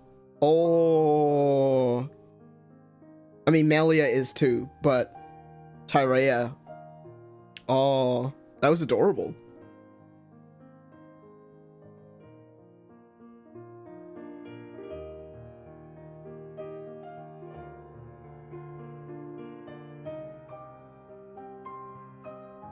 And that's it. That is the end. I didn't think that would be that simple. Tyrea smiling made you tear up. I'm feeling it. I am feeling it.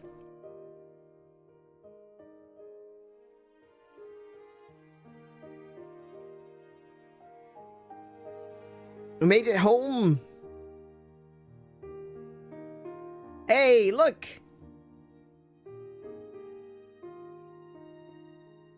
It's Ricky and Orca. I'm really feeling it. and everyone else, but I mean, like, the kid, Orca hasn't beaten the crap out of out of them. Are they gonna stay on the shoulder?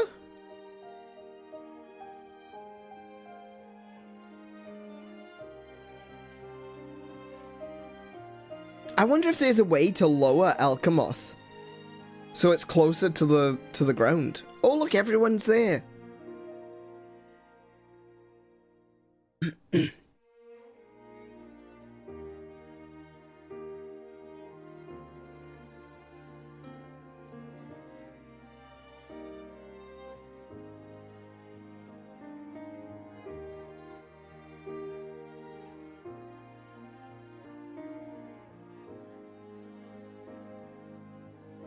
Rebuilding Alcamoth. Hey, look, they got the screens up and running.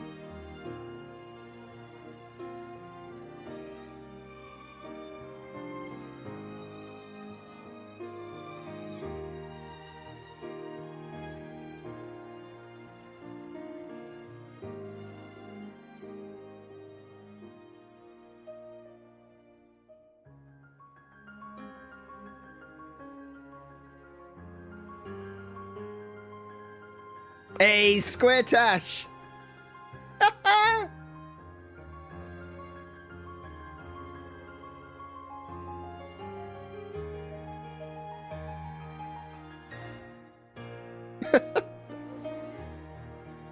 They're waiting for you, Melia.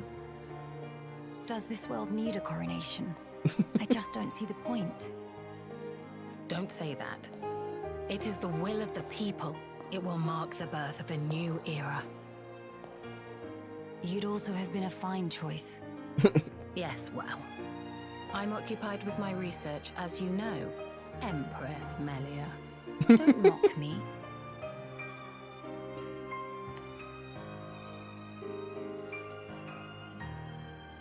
Here we go. Yes.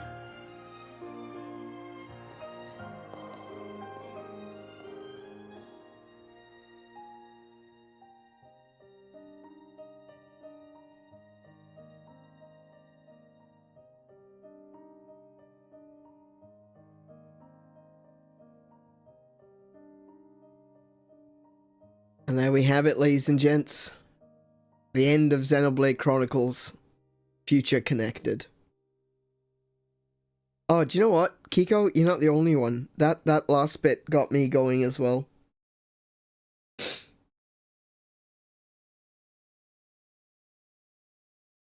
It's good to have a conclusion. A conclusion, like we had a conclusion for the Homs and the Nopon. We had a conclusion for all of the characters except for Melia and everything that was going on in that world, in the world of the Hyentia, and that has all now come together, and there's a proper conclusion, not just for Melia herself, but for Tyrea and the family of the Hyentia royal family, and the people as a whole. They've regained their world. They're no longer displaced in the world. Personally, I think that they should lower Alcamoth a little bit, just in case, and get everyone off the shoulder. You never know when that shoulder might just drop out of the sky. So, maybe, just a little bit, maybe, maybe we just get everyone off the shoulder onto Alcamoth and then lower it down so it's closer to the ground, just in case.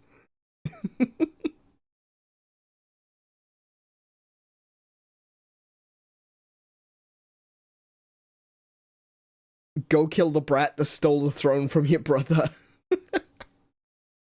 Message misunderstood. Gave the staff to make her the emperor. Close enough.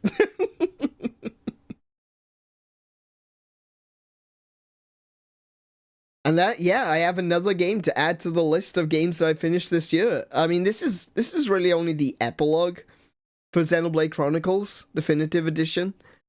So maybe I'm sure it counts. I'm sure it counts. Whatever. It's all good. We'll stick this on the end of the list. It's another one that's finished.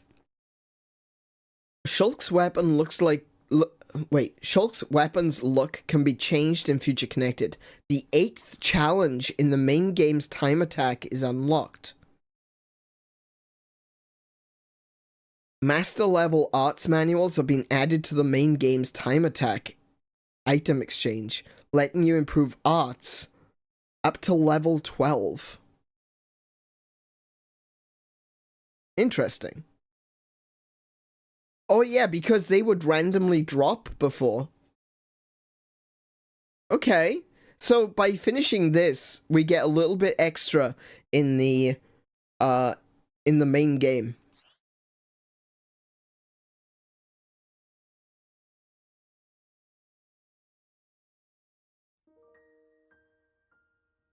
Oh, here comes that piano music again.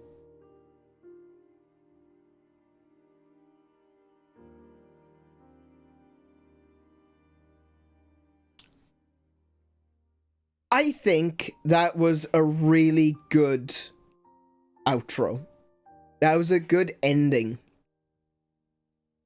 I can understand why some people would be content, and why most people would be content with the ending for Xenoblade Chronicles. It ends really well. It, like, everything that happens kind of comes to a close.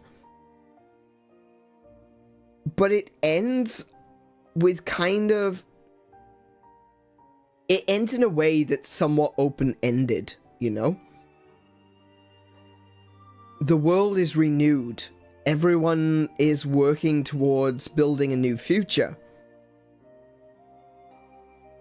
And that's great. But the future is intentionally unclear. That's the point.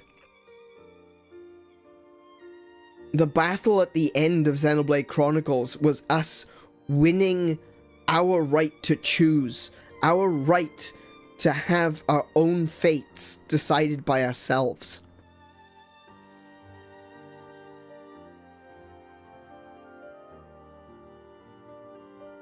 And in that new world, there's a lot of uncertainty. And while that makes sense for Xenoblade Chronicles, and that's a positive in the sense of Xenoblade Chronicles, as a conclusion, it's a little unsatisfying because you don't know what's going to happen next. And I know that, like I said, that's the point. But because there's that uncertainty, it leaves you feeling a little bit hollow. And again, maybe that's the point. But the epilogue being an optional extra, it gives you a better sense of conclusion. A positive future. Not just a future of uncertainty and isn't that great, but an actual positive future. That Tyrea and Melia have come together as a family, as sisters. Despite the fact that when they first met, they tried to kill each other. And they've fought to bring back that sense of belonging that the 𝗦𝘄𝗶𝘁𝗰𝗵 lost. The 𝗲𝗵s, the 𝗏𝗏, even the 𝗏𝗏, they didn't really have as much of a sense of loss as the 𝗦𝘄𝗶𝘁𝗶 did. At the end of the day, the 𝗏𝗏, they didn't live on Mechonis. Well, most of them didn't, at very least. And the 𝗏𝗏 lived in Machina Forest. And Machina Forest, Colony 9, Colony 6, even the island where the Machina were living on the Mechonis Hand, that's all still there. But Alcamoth was lost. The Aerith Sea was lost. And not only that, but a great majority of the 𝗦𝘄𝗶𝘁𝗶 themselves were transformed into the Telethia. They lost so much more than the rest of us. Whereas it was comfortable and content for the 𝗲𝗵s and the 𝗏𝗏, and even the Machina, to have a conclusion that was necessarily up in the air. That's what we fought for. the High-Entia needed something more. They needed hope. And that's why this is a really good ending. That's why I guess, at some point, someone felt it was necessary to give the High-Entia that ending, to give them hope.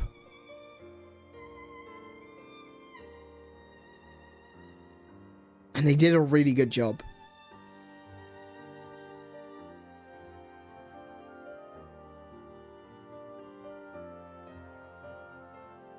As a contained story, obviously this is a lot shorter than Xenoblade Chronicles.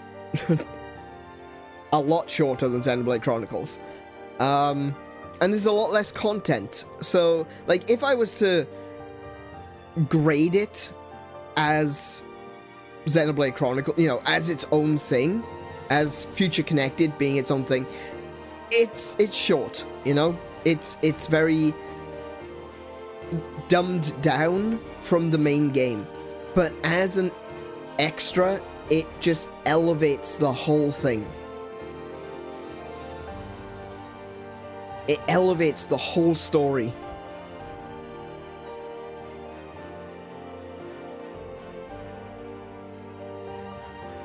It's more personal as well. You notice that? Even in the heart-to-hearts in Xenoblade Chronicles, there's a sense that while they're telling personal stories, there is a sense of world building there. For this one, it really felt like everything was personal. Everything was about Kino, or Nene, or Shulk, or Melia, and then Tyrea towards the end where we got to see heart-to-hearts with her. It was a lot more... It was a lot smaller and more focused. That's the word I'm looking for. Focused. It was a lot more focused on the personal.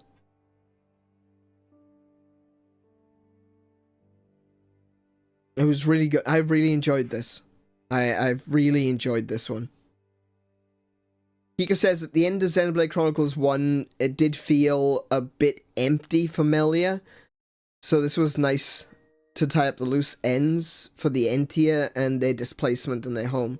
It was important growth for Melia and Tyrea to move past their baggage of their parents and focus on what was best for their people now. I completely agree. At the end of the day, the way they were living previously was Melia was living for her father and Tyrea was living for her mother. And now they've started to live for themselves, for each other, and for their people. They put past... I like the way that Tyrea explained it. It's like she didn't put it aside. She hasn't changed who she was. But her goal is different now. If she still was given the order to kill Melia, she probably would. But that's not where that's not where it lies anymore. That's not what her purpose is anymore. Yeah, she doesn't regret anything.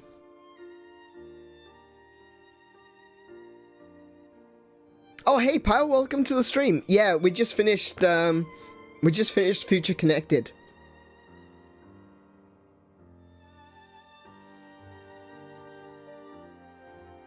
Yeah, exactly. Yeah, Mary, you're spot on. You're on the ball here. It's exactly right. She had her reasons. Nothing that she did was frivolous. Everything was done for a reason. And at that moment, she felt that that reason was right. And this is the thing. This is the thing about a good villain. Is that a good villain isn't someone who twirls their mustache and is evil for the sake of evil. They're evil only in the perspective of the person that is their counterpart. The best villains are the ones who are doing evil things for the right reason. It's a little bit more grey. It's not black and white. Sure, they might be a little bit more towards the black than they are towards the white because of their methods, but their reasoning. Very few people do things just because they want to be evil. Tyrea's mother didn't join the Bionis Order because she was evil. Her beliefs were evil when you consider what everyone else believed, because it took people's rights away, because it was infringing on other people. But she believed she was doing it for the right reasons. She believed that she was doing it for the betterment of the High-Entia people as a whole. But she didn't know, she had no way of knowing that it was the mixed blood that Melia had that would save her from becoming a Telethia. She had no way of knowing that that was going to happen. No one really understood the prophecies and the warnings that were being made. The best they had was some AI in a tomb from 1,000 years ago telling people, you're nearly there. You're nearly the right mixture of Homs and High-Entia. And Tyrea and her mother and everyone who believed in that side of things, they didn't understand that the mixing of blood was important. And they thought they were losing who they were. That's terrifying for anyone.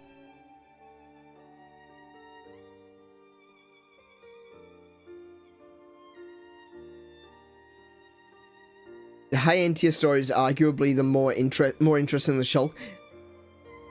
Yeah, Shulk isn't really the... Shulk is the main character, but Shulk is just... even though he's got his own thing, it's his story and everything. And there's a lot of good in Shulk's story. I still think Shulk's story is excellent. But Shulk is still a vehicle to tell other people's stories.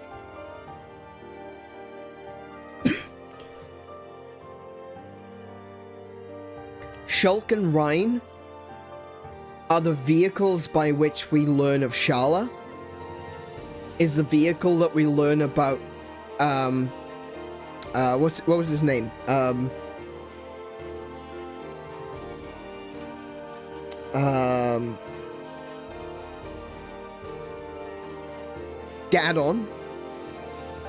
Gaddo. Sorry, not Gaddon. Gaddo. Yeah, Gaddo. So, we learn about Otharon, we learn about Juju. All of those things that we learn is because we have the vehicle of Shulk and Reyn. Again, we have the story of Metalface. We learn why he's twisted. We have the story of the Mechon as a whole, and we figure out why they are the way they are, and what is happening there. And that is... Shulk is the vehicle for discovery in all of that. Because we are told, you know, we only know as much as as Shulk does. We learn about the truth of the Mechon through Shulk's eyes. Yeah, the whole thing about Zord was just mind-blowing. We were told they were mindless machines, and we just had to kill them. Who cares? Just kill them. And then Metalface came along, and then Zord came along. and everything else that came after that. Overall, I think Xenoblade Chronicles is a fantastic story. It's well made, it's well paced. Every time you think that you got an answer to something, it throws another question at you. It was so well made, so well put together. There are a few bullshit moments. We have faced one in particular in this game, and one in... Actually, there was a couple in the main game, where you literally just have a level wall. And that's never... You know, that's lazy. Truly, that is lazy. Level walls are not fun.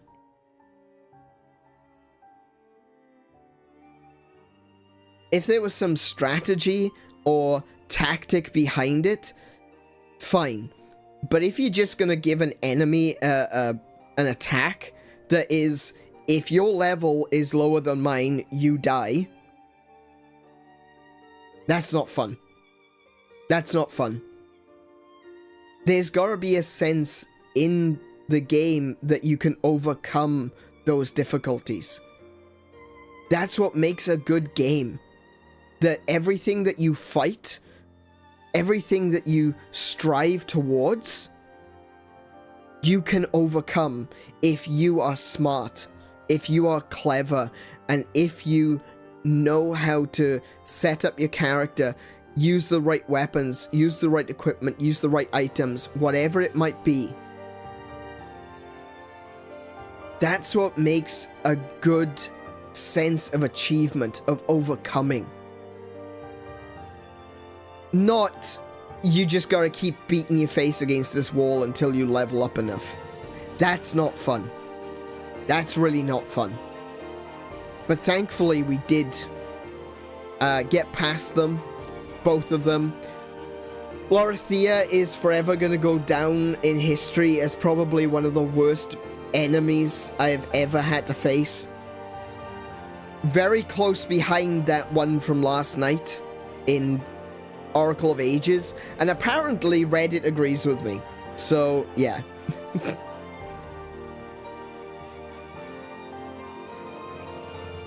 But I am so glad that I have finally gone on this journey and gone through all of Xenoblade Chronicles. Because I have started this game so many times, and every time I've only gotten so far. And I am truly grateful that I have been able to get through all the way. And finish it. And see it through to the end. And learn, not just be there for the story, but learn what it's trying to teach. Every game that has a story like this is trying to teach a lesson.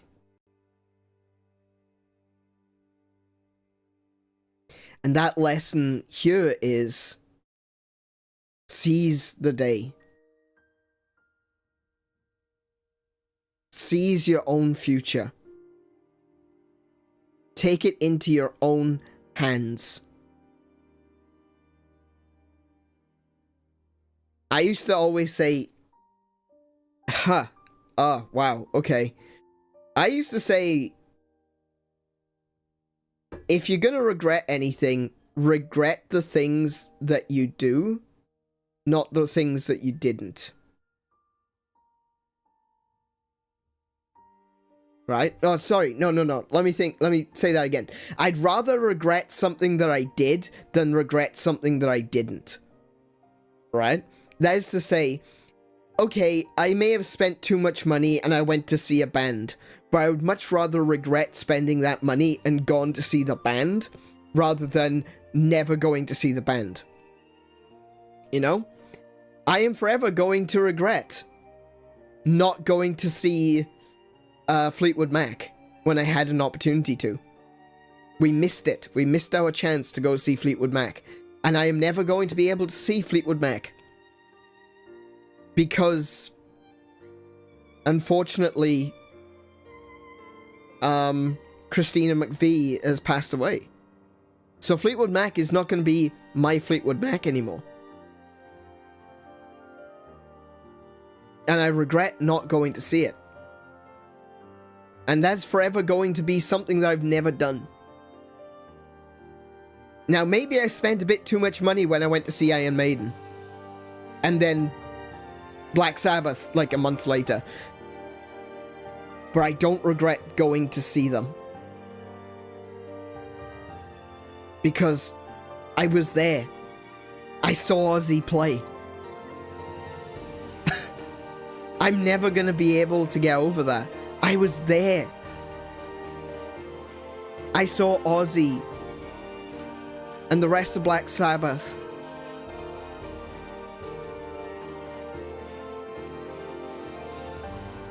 One day that's not going to be possible. We're only here for a short time. Let's make it a good time. That is the lesson of Xenoblade. To seize your future.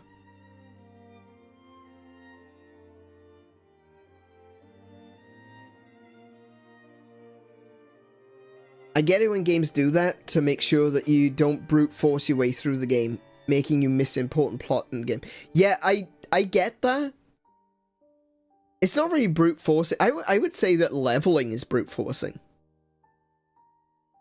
Like, hey, you can't beat this boss until you have the right weapon, and while you get that weapon, you learn important plot of the game. Yeah. No, I get that. I get that. That much I understand. Like, if there is...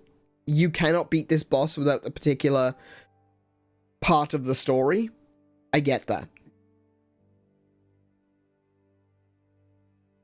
Definitely. I understand what you're saying.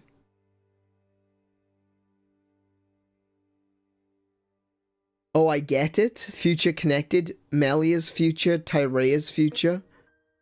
Ah, and along with everyone else, they fought for their future. And they fought together for it. And they chose to make their futures connected. I see where you're coming from. Yeah, that's definitely a big part of it. I thought that future connected was going to be referring to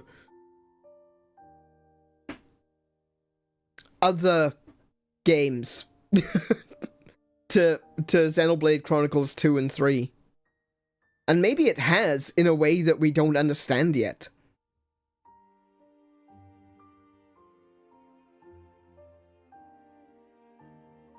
But I think that there is more to it. I agree with what you're saying, definitely. For the confined story, for the story that is future connected, I think you're spot on. I think that's right. Everyone's future has been reconnected.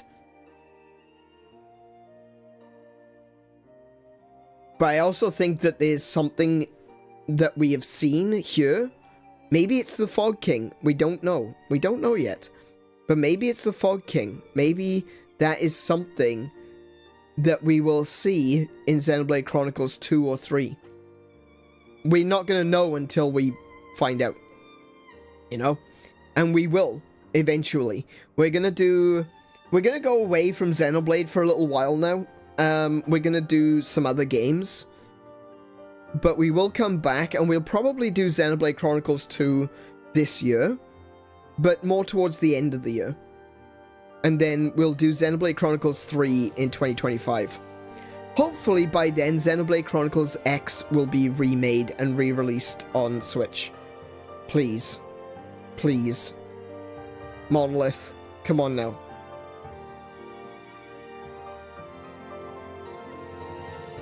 Yeah, I think you're right. Yeah. I think there's possibly a dual meaning to it as well. Like, there's definitely a very personal meaning to it, all the characters. Basically regaining a sense of future. That's the thing for the Hyentia, isn't it? They didn't have a sense of future. They had nothing. Everything was taken away from them. Their home was taken away. their sense of purpose was gone because the Bionis wasn't there anymore. It's rough. It was extremely rough for the Hyentia. But they have a future now, thanks to this connection.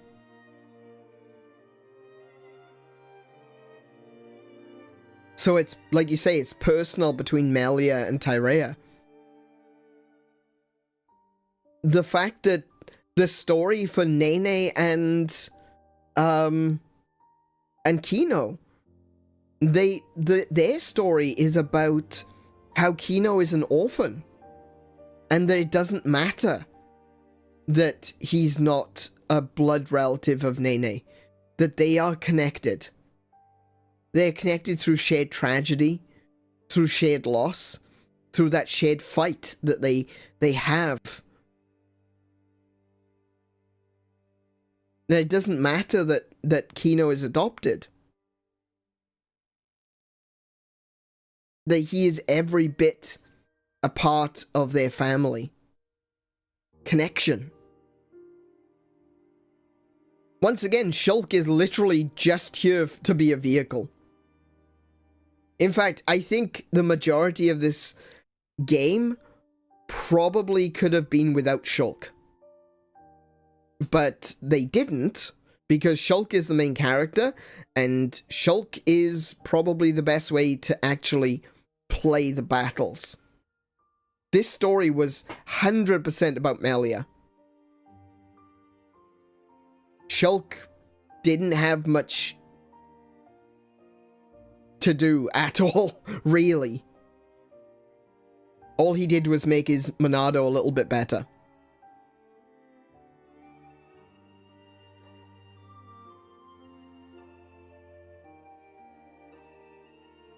But yeah, like I said, I'm glad that I've finally gone on this journey now.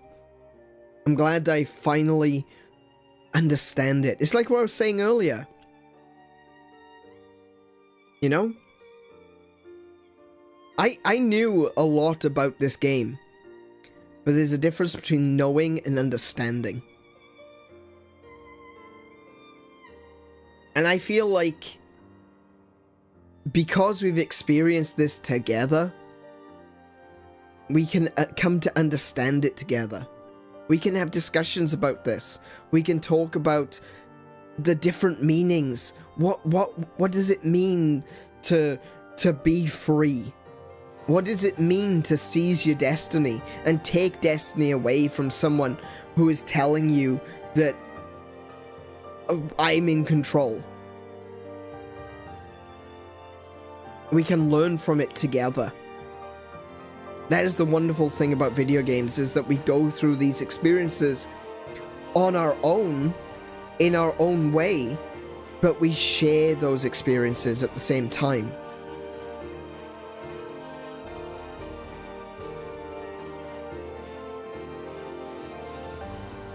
So thank you to everyone who joined me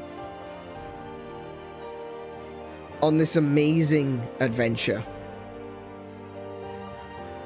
Now we finally gotten to the end of it.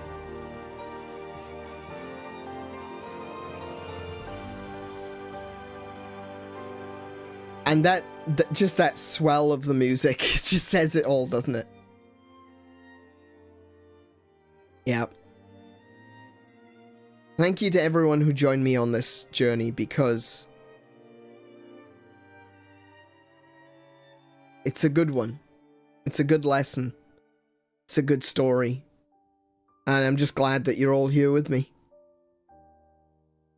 And I'm also grateful to the VOD crew out there. Thank you so much for watching through all of these videos. Thank you for coming along on this journey with us, even if you couldn't be here with us in the moment. It's still truly amazing to me that you're following through with us anyway. And of course, to everyone in the distant future who is watching, big thank you for coming back and experiencing a little bit of my past. maybe this will connect to the future. Who knows?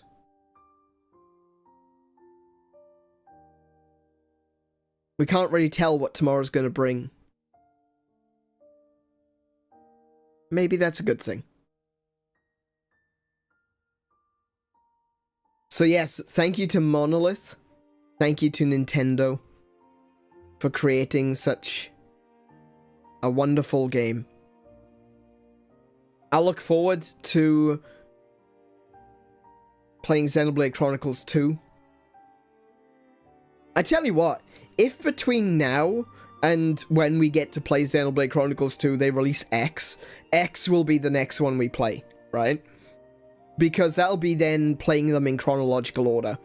But if we don't get X, the next one will be Xenoblade Chronicles 2, and we'll play that, like I said, more towards the end of the year. It's April now. Let's give it a few months. Let's play a couple of other RPGs in between. As well, we're going to be playing Ion Fury as well. That's probably what we're going to play next. Is Ion Fury. And then we'll play some Xenoblade Chronicles 2.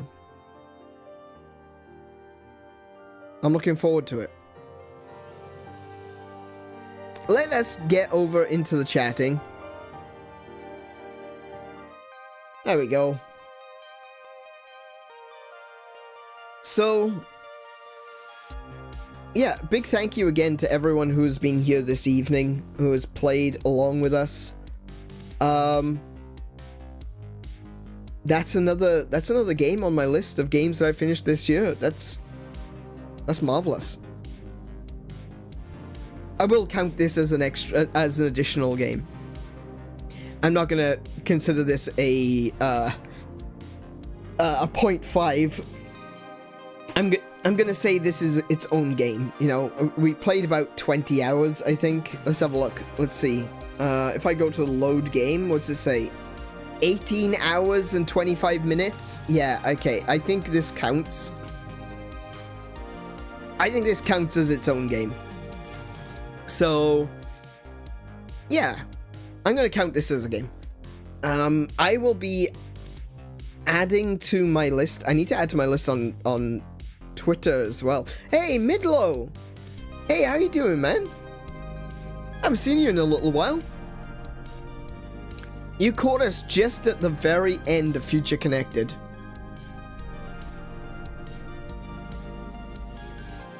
Been busy? Nah, that's fine.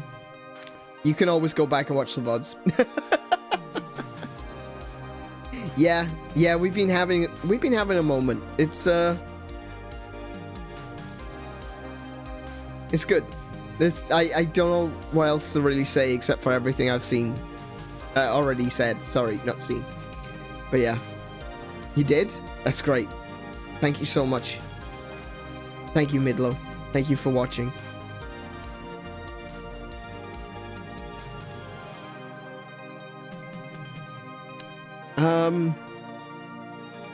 Yeah.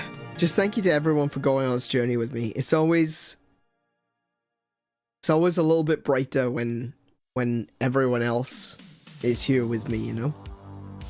Remember when I said Alvis was Deus Ex Machina? Yes. Quite literally. Literally the god in the machine.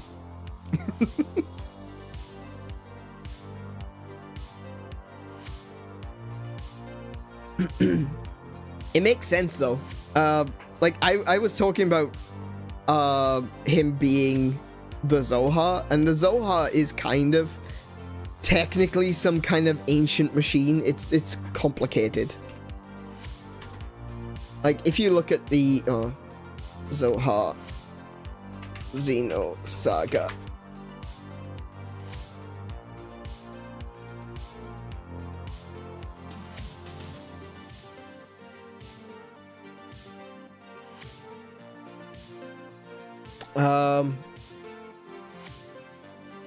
Yeah, it's a in Xenosaga, the Zohar is referred to as a source of infinite energy.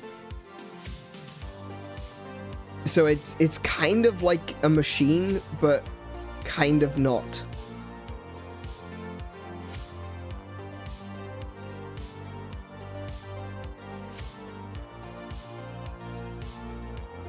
It's got so many, like, I would have to be able to actually talk about the Zohar, that this would take me absolute hours because of all the references to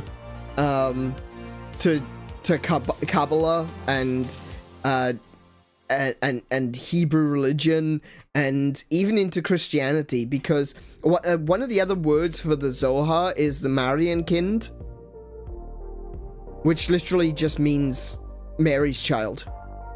Like, the Zohar, the Sefer Zohar is the book of the law. It is the Hebrew book, and Christians don't see. Christianity doesn't believe that Jesus supersedes the Hebrew Bible. They believe that Jesus is the fulfillment of the Hebrew Bible. It's not saying that, oh yeah, Jesus is better than the Jewish beliefs. It's not. Jesus is the fulfillment of everything that the Jews talked about in their books, in the Zohar, the Sefer Zohar. So the fact that the Zohar in Xenosaga is also called Mary's child, there's just so many levels in this game, in the Xenosaga series. It's bonkers, right? So, to be able to really go into that, I would have to play it again and talk about it as we go through. But, yeah.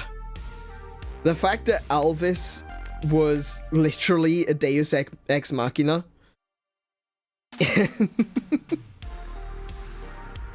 And he was wearing the Zohar.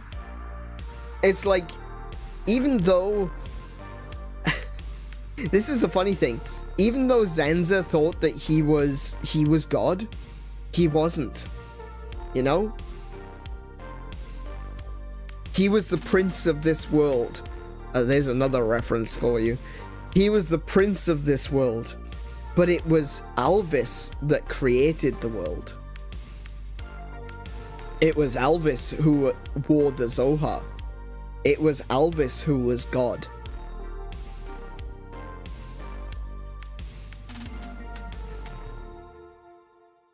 And Zanza was a bit of an upstart, wasn't he?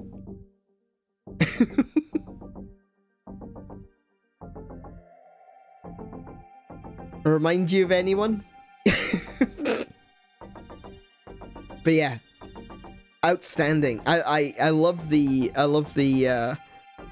depth in these games. Admittedly, I will say this, because Future Connected was a lot smaller, a lot more personal, it didn't have any of those wider reaching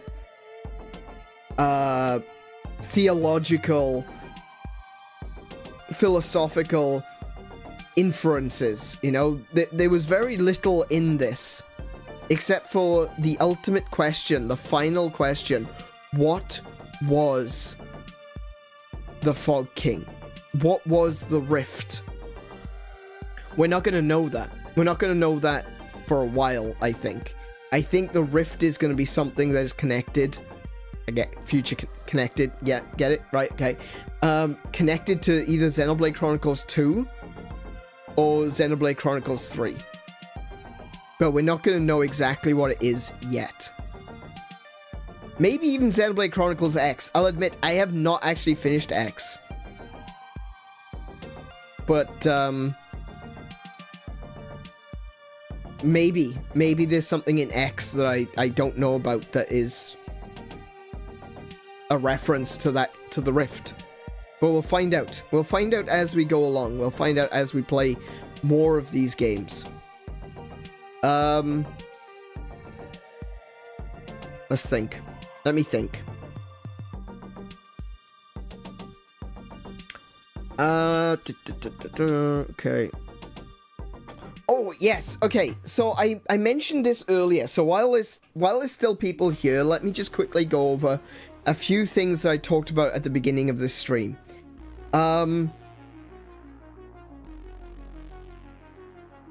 At the very beginning, and I would recommend that people go back when the stream is over, if you didn't catch it, to go back to the beginning and watch the intro, because the intro is important. You know, I wasn't just saying things to fill space or fill time. It is important, and it's important about these streams and the things that we do. But just to give a short version of some of those topics that we talked about, I am aware that I have recently sounded very tired. I have discovered this myself through going back through some of my streams when I put the chapters in. And I'm going to deal with that. I am going to figure it out. I'm going to find out why I am so exhausted. And I'm gonna fix it. I'm gonna do right by me. I'm gonna seize my destiny. And one of the things that I'm gonna be doing is after May 4th, which is the 1 year later stream. After that, I'm going to be reducing the number of streams per week to 4. Except for the Saturdays that we play Mario Kart. So, I'll be doing Monday, Tuesday, Thursday, Friday, and then once a month we'll play Mario Kart on a Saturday.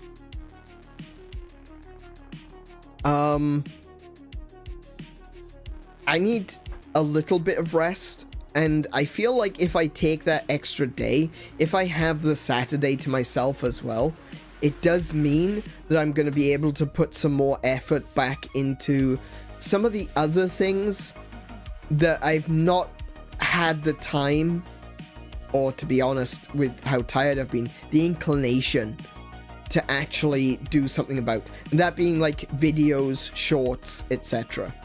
Right? I've got a plan for shorts. I am working on them currently. Actually, I'll be opening up for some questions and things over on the Gilded.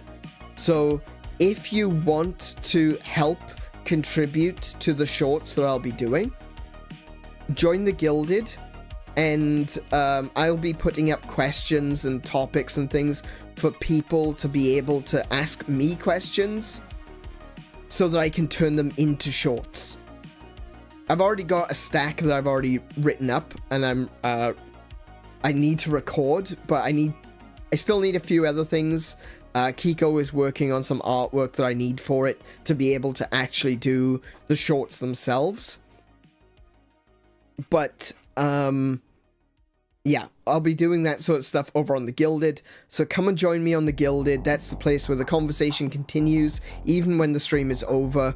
And there will be places for people to be able to contribute content, or not so much contribute content, contribute ideas, themes, questions, etc.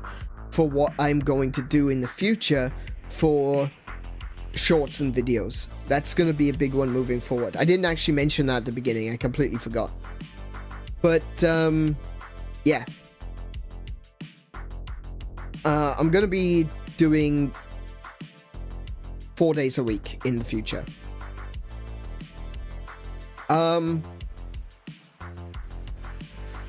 Just thinking, now that we've finished Xenoblade Chronicles Future Connected, I'm gonna do Princess Peach Showtime twice a week until we get to the end of it. Once we've finished Princess Peach Showtime, I'm gonna move on to... Well, I said I was gonna do Ion Fury, but now that I think about it, I probably should... Let's do the Zelda games. Rather than doing Oracle of Ages on Thursday, alternating Thursdays, let's do Oracle of Ages on Tuesdays and Fridays. Then we'll do Seasons Tuesdays and Fridays. and once we finished Oracle of Ages and Seasons, we'll do Ion Fury. And then we'll come back... Oh, actually...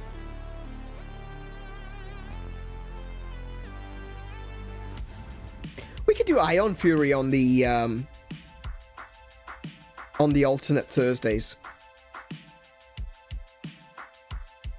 Yeah, we could do Ion Fury on the alternate Thursdays. That'll be fine. It shouldn't take too long to go through Ion Fury. And we can bring Zelda back into the main, you know, back into the limelight, you know? Make the Zelda the feature again. Because that's... I've always felt like having Zelda on the alternate Thursdays is bad.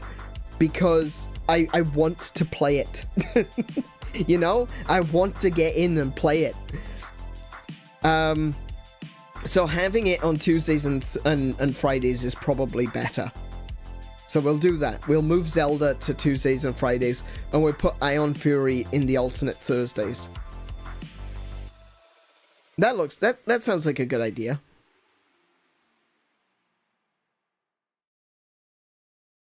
So that's it. That's Xenoblade Chronicles Future Connected. That is another game finished this year. That is another story that we have experienced. Oh, after Princess Peach. After Princess Peach. We're playing Princess Peach. Next Friday will be Princess Peach. And then when we finish... I'm thinking that we'll probably finish Princess Peach in time for... Let's see. So next Tuesday... and next Friday, then there'd be another Tuesday and a Friday. Actually, we've got like... Technically, we got like 3 weeks until the 1 year later stream. So... we'll probably finish Princess Peach way ahead of that. But that's when we'll bring... Oracle, either Oracle of Ages, or if we finish Oracle of Ages at the same time, Oracle of Seasons, we'll bring that into the main feature game of the week. So, yeah, just thank you to everyone for joining me on this journey. It's been fun. It's made me think, and I hope we've all learned something through this experience. That's the important part of these stories, in my opinion, is that they are parables. They tell us stories in which we can learn about ourselves. That's why I love RPGs and adventure games as much as I do. It's because we can learn so much about ourselves by experiencing them. What would we do in this situation?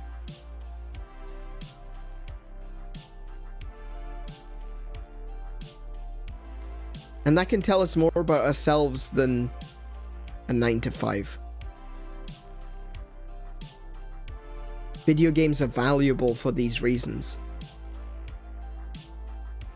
When they're not being used to enforce morals, as some are, let's be honest. Let's be real here. There's a lot of people that want to use video games to enforce a set of morals. But when they're used correctly, we can learn something about our own morality and about our own ethics. We can learn who we are through our experiences of these games. Isn't that wonderful? Undertale, killing is bad. Yeah, see, this is what I mean about enforcing morals. Who said killing is bad? Alright. But with that one, I think I will be calling this stream to a close for this evening. I'll be back tomorrow with HoloCure Save the Fans. And let's do a manual raid. Can we do raid? I might be able to do a raid. I don't know how to do it, but I might be able to. Who's streaming right now that we know? Oh, Swill is streaming. Oh, brilliant. Hang on.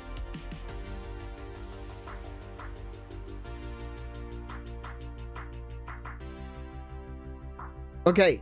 Yeah, we'll do this manually because I honestly don't know how to do it. But here's Swill's stream.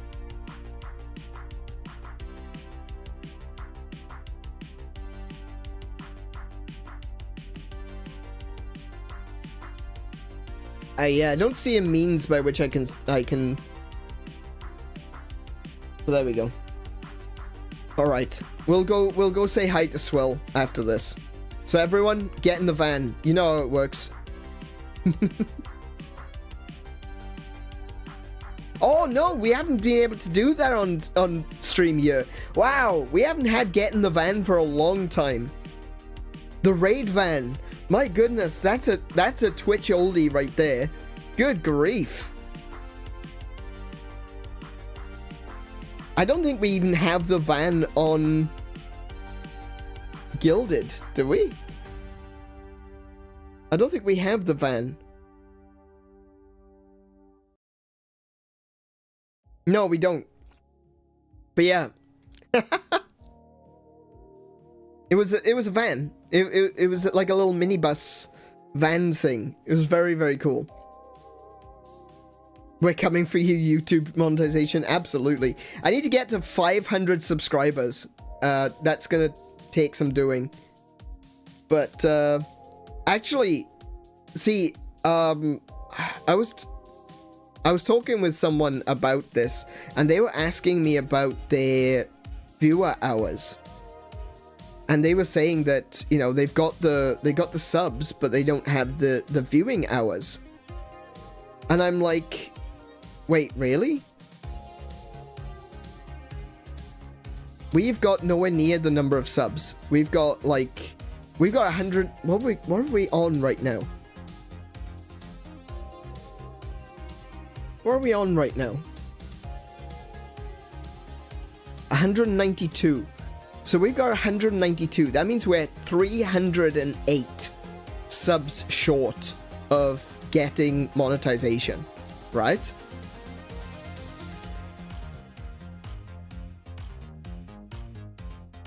But we have completely smashed it with viewing hours.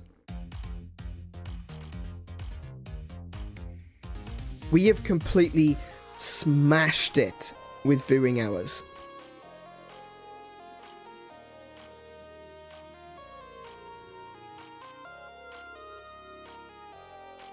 If I go to my YouTube Studio right now, and I go to monetization,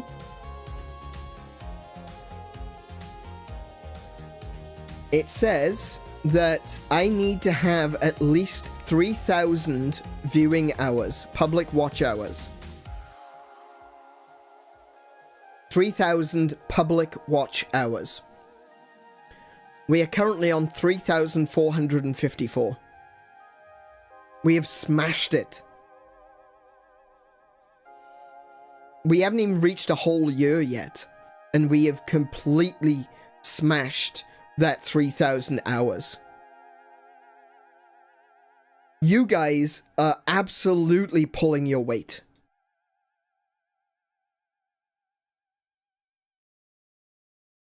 There's no question about it whatsoever. If YouTube are saying that when we have 500 subs, we should have around 3,000 hours, we're not even halfway there. And we smashed it.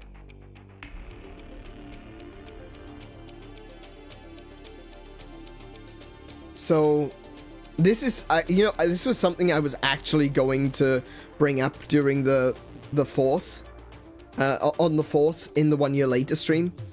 But seeing as it's kind of relevant right now, I just thought I'd mention it. But yeah, you guys have done an amazing job. Thank you really to everyone who has been here who watches the VODs after the fact. I know, like, Mary was saying to me the other day that she was going back and she was watching the VODs. Like, even when she's here, she still goes back and watches the VODs again. I don't expect everyone to be that dedicated / obsessed, but it's just wonderful to know that people care enough to continue watching even when the stream's over.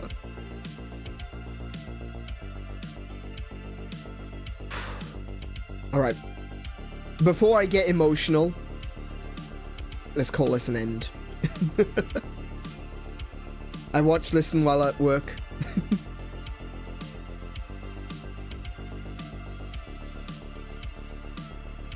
Just remember, oh yeah, that was funny, and I go watch it again. Oh, if you guys have encountered funny things, I know I go on about this a little bit. I know I go on about this a little bit, but I just want to encourage everyone, because YouTube's way of doing clips is very weird, but I do want to encourage everyone. I welcome clips. If you are in a position where you can record the stream and maybe make a clips channel or something like that, I'm good for that, right? I really, that would be like the best, right? But if you want to use YouTube's method of doing clips, you do have to come back and watch the VODs. That's just the way it works, unfortunately. So if you see something that's funny, interesting, or what have you, and you want to make a clip of it, I welcome you all to do so. I want you to do so. I'd love to see you all be a part of that, right? So please consider doing some clips. Mary has made some clips. Definitely go check out the clips that Mary has made. And post them to the Gilded and post them in the comments. So if you make a clip from a stream, post it in the comments under that stream. That'll be the easiest way to find them, because otherwise YouTube keeps them a secret. The other way, like I said, is to post them on the Gilded so everyone can see them. That'd be great. So thank you so much to everyone who has been watching, who has been keeping the hours up, keeping the numbers high. Thank you all very much for that. And we'll talk more about that in the 1 year later stream. I'll be back tomorrow with Hololive Save the Fans. This is a fun little game. It's kind of like Vampire Survivor, but it's themed around Hololive and it's entirely free. So if Vampire Survivor is a kind of game that you like, definitely check out 𝗬𝗄𝗁, because it's free. Alright, you can't have much better than that, can you? Let's think about it. Think about it. If you can have those games for free, there we go. Perfect. And it's not even piracy, it's just free. Brilliant. You can find 𝗬𝗄𝗁 on Steam or on itch.io. And yeah, we'll be back and we'll be playing that tomorrow. It's been a while. Haven't played that since November. So I'm looking forward to getting back to it and finishing it off and playing it with it. Finally finishing off every character. So yeah. As always, thank you everyone for watching. Thank you to everyone in the VOD crew who are still watching, even though I'm still rambling on. Big thank you to everyone. And as always, be good to yourselves. Be excellent to each other. Play more video games. And until I see you, I wish you all peace and high scores. Now everyone get in the van, we're going over to see Swill. Let me post that link again. There we go. Make sure to let him know that I sent you. Good night, everyone.